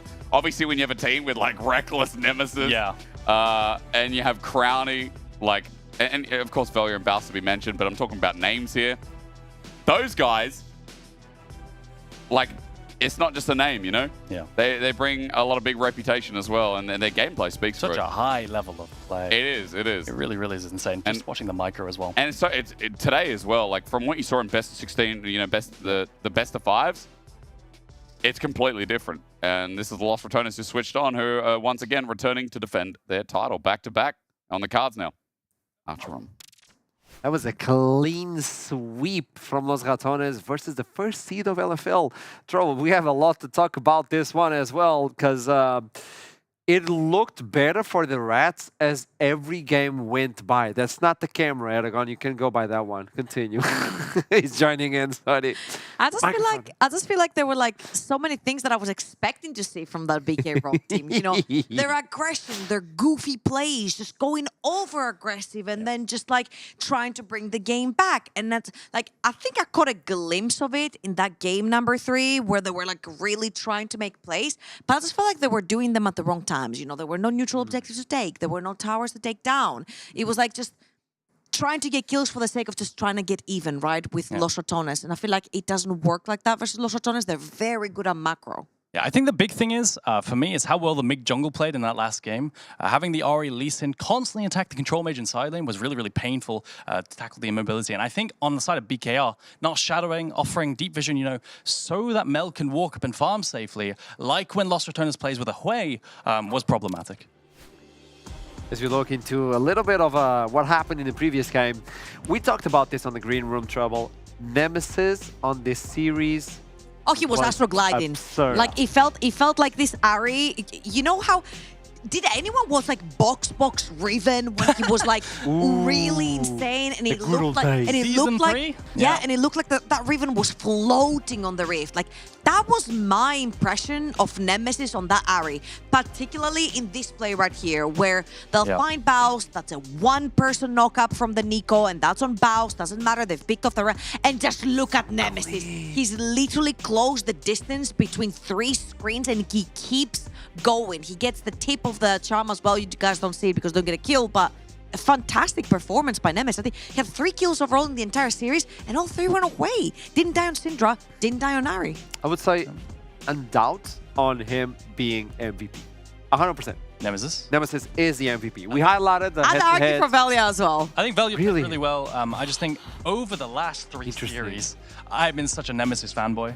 I think he's been playing so damn good.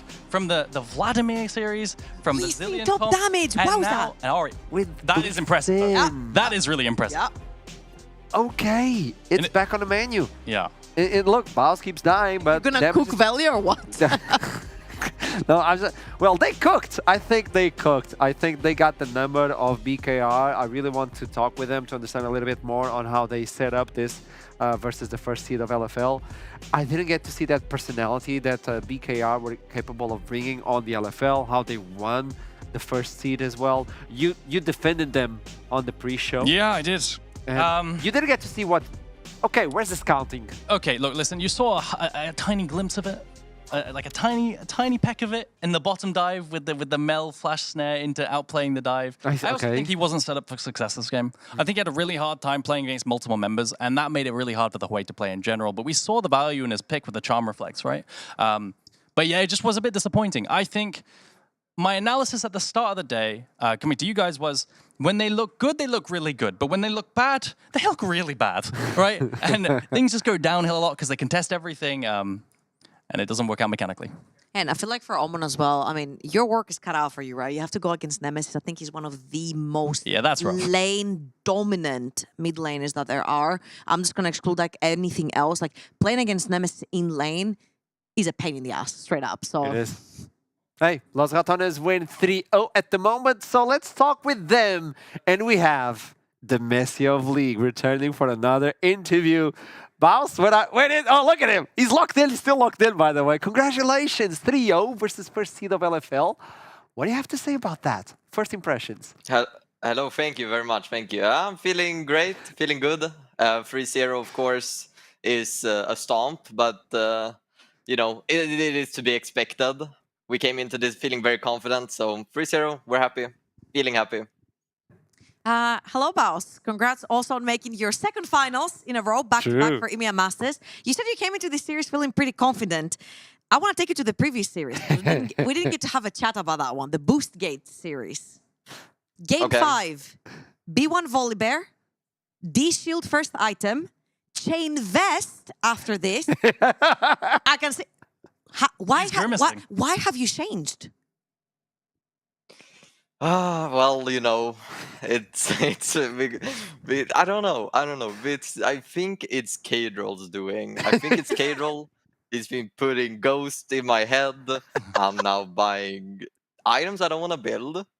I'm playing playstyle I don't want to play. I'm dropping waves, you know. So you can blame Kato for that one. All right, so it wasn't you tweaking. We can just blame Kadril. Yeah. All right, cool. Thank you. Can I ask, Baus, how long did Odo last trying to tell you to build these items, to buy potions and Doran's shield and all these stuff, before he gave up? Because I'm convinced he's given up by now, right? Because He's been trying some he's been doing some mean tricks. Me and Odo, we've been... My 1v1 in lane is not the greatest, so me and Odo have been 1v1ing off stream and like trying to really learn different matchups. And he's been doing mean tricks where I will like start Doran shield and a potion, and then Odo Omne, he will purposely play worse so that I'm like, oh my god, I'm just winning now. And then I'll start like a different starting item, and then he'll play like, he'll really lock in and destroy me. So then he'll be like, yeah, it's because of your starting items. But I know that's not the case. I know he's trying more when I have the mind items. games versus Balsi. What is this? Wait, so illegal. does that mean his coaching is very effective? No. I mean, he's kind of just riding the Lost Tomes player train. Like, he's just kind of there. Is he really doing anything? Do coaches really do anything Not for a really. team? That's it. That is a question. Wait, coaches do something. Sometimes they draft bad. Hey. That's true. That's true. I will. Today I didn't. Today I will give props to my coaches. I think today the coaches did a very good job. I felt very confident coming in. They prepped me well. They said, this is what's gonna happen, and they were right. So shout out to the coaches. All right, shout out. Just one last question from me, something I've been curious about.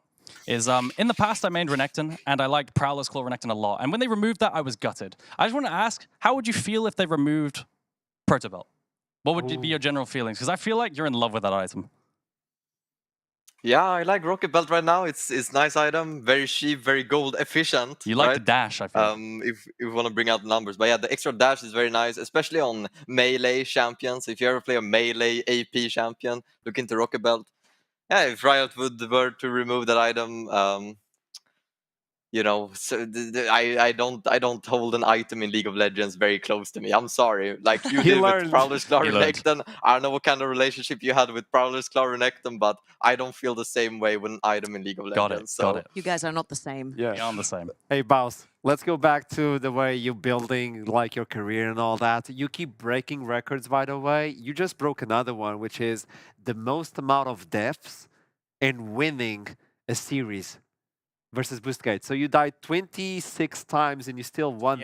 28. Yeah, you died 28 times and you still won it. How do you feel breaking records left and right? Yeah, I mean, it's these opponents I'm playing versus. I'm telling you, they're out to get me. Like I don't. The thing is, I'm queuing up solo queue, 2 deaths, 3 deaths. I'm popping off. I'm going 12 and 2. You know, 13 and maybe pushing 4 deaths. And then I'm coming into these competitive games, and they're just out to get me. It feels like they're just 4-manning, 5-manning me all the time. It's ridiculous. He's right. He's right. He's straight up lying. I've seen his counter. He has a death counter in his stream. There's no proof of that, Treble. There's no proof. There's no proof. Balsi, one more question for you. And you know I'm a viewer. You know I'm always there. My question to you is, when we were talking about Barca, you know what happened, the 2-0 versus yeah, we don't talk about it, but it happened.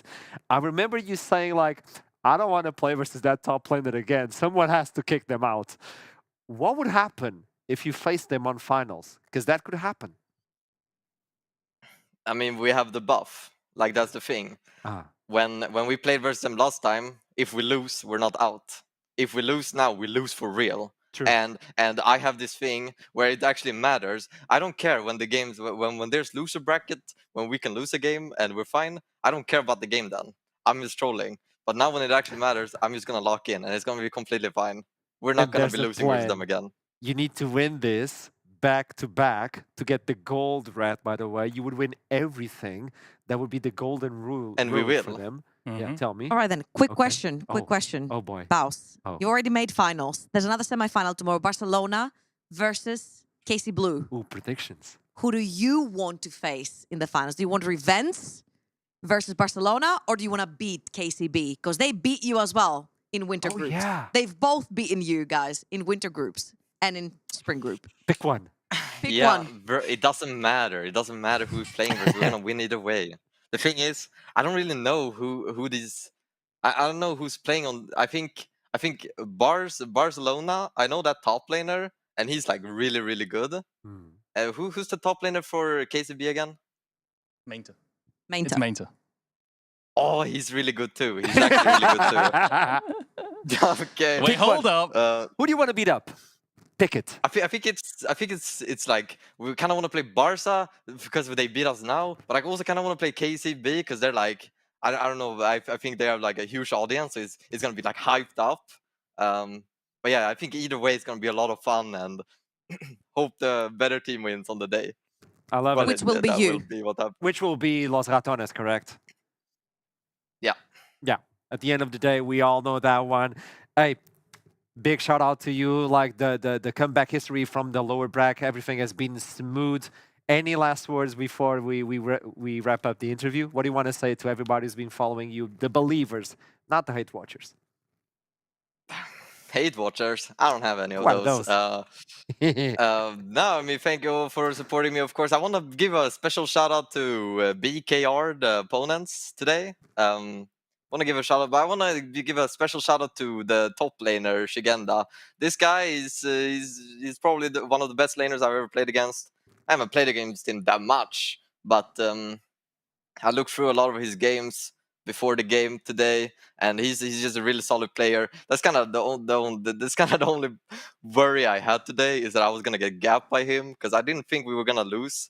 It's just that guy. He's a really solid player. So shout out to Shigenda, and Hey, you know, that's really nice. that's Thank all you for so me. much. Hey, boss, best of luck for finals. Let's see if you can get back-to-back EMEA Masters. I'll see you soon, boss. Oh, thank you. Bye bye. Take Bye-bye. care, guys.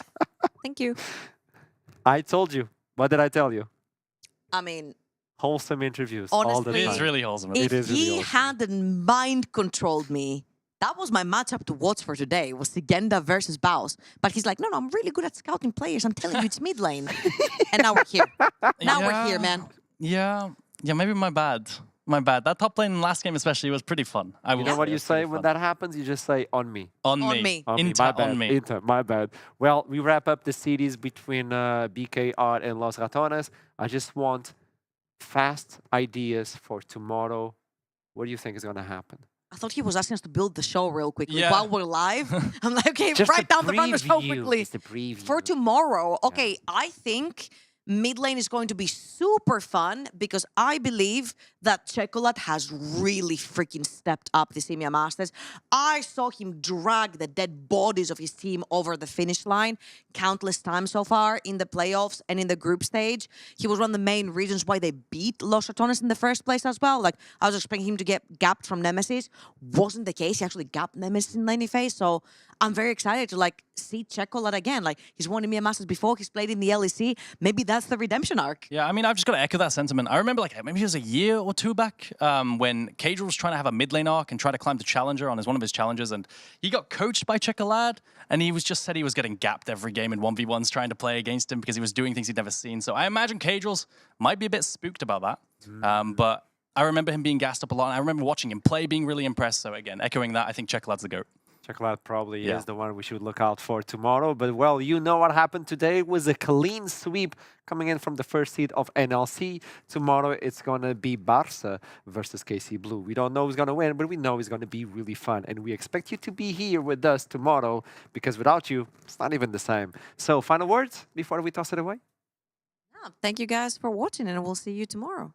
Likewise. See you tomorrow. See you tomorrow. Until then, keep climbing.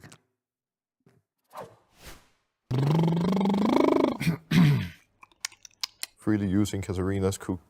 Kindred cautiously cooked Kit Kat cupcake. Kindred cautiously cooked Kit Kat cupcake.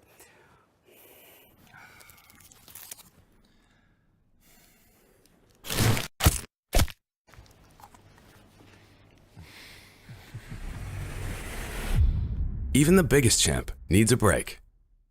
Kindred cautiously cooked Kit Kat cupcakes. Carefully using Katarina's cute cookie cutters.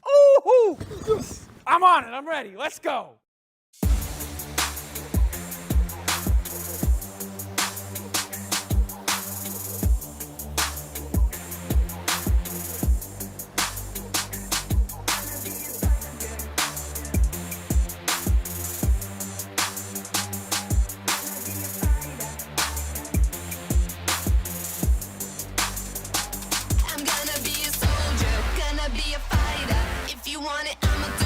I bring the fire.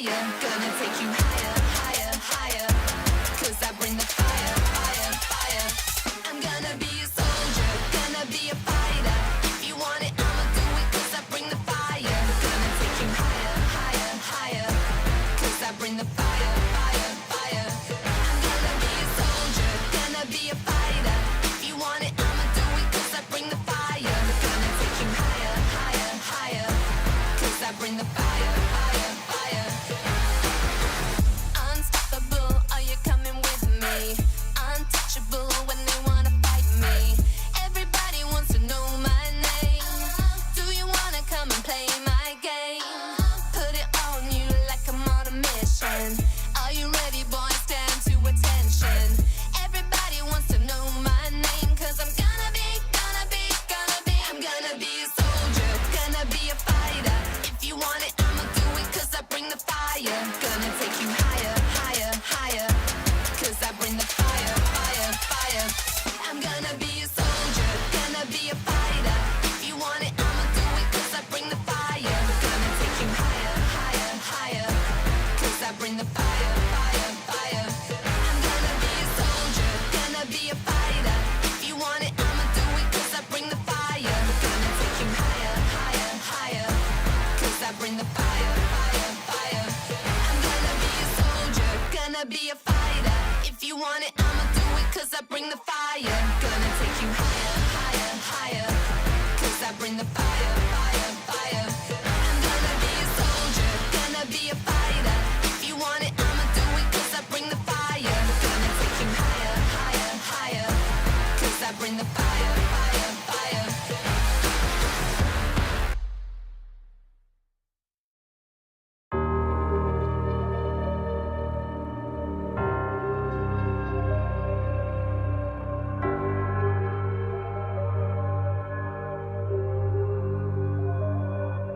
We ain't come to play, we don't run away. We gon' elevate, watch us elevate. We on a mission, yeah. We on a mission, yeah. We ain't come to play, we don't run away. We gon' elevate, watch us elevate. We on a mission, yeah. We on a mission, yeah. We on a mission. Crushing every bit of competition. We on a mission. Know that there's no competition. We on a mission. Crushing every bit of competition.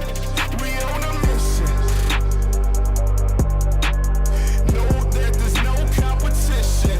We on a mission.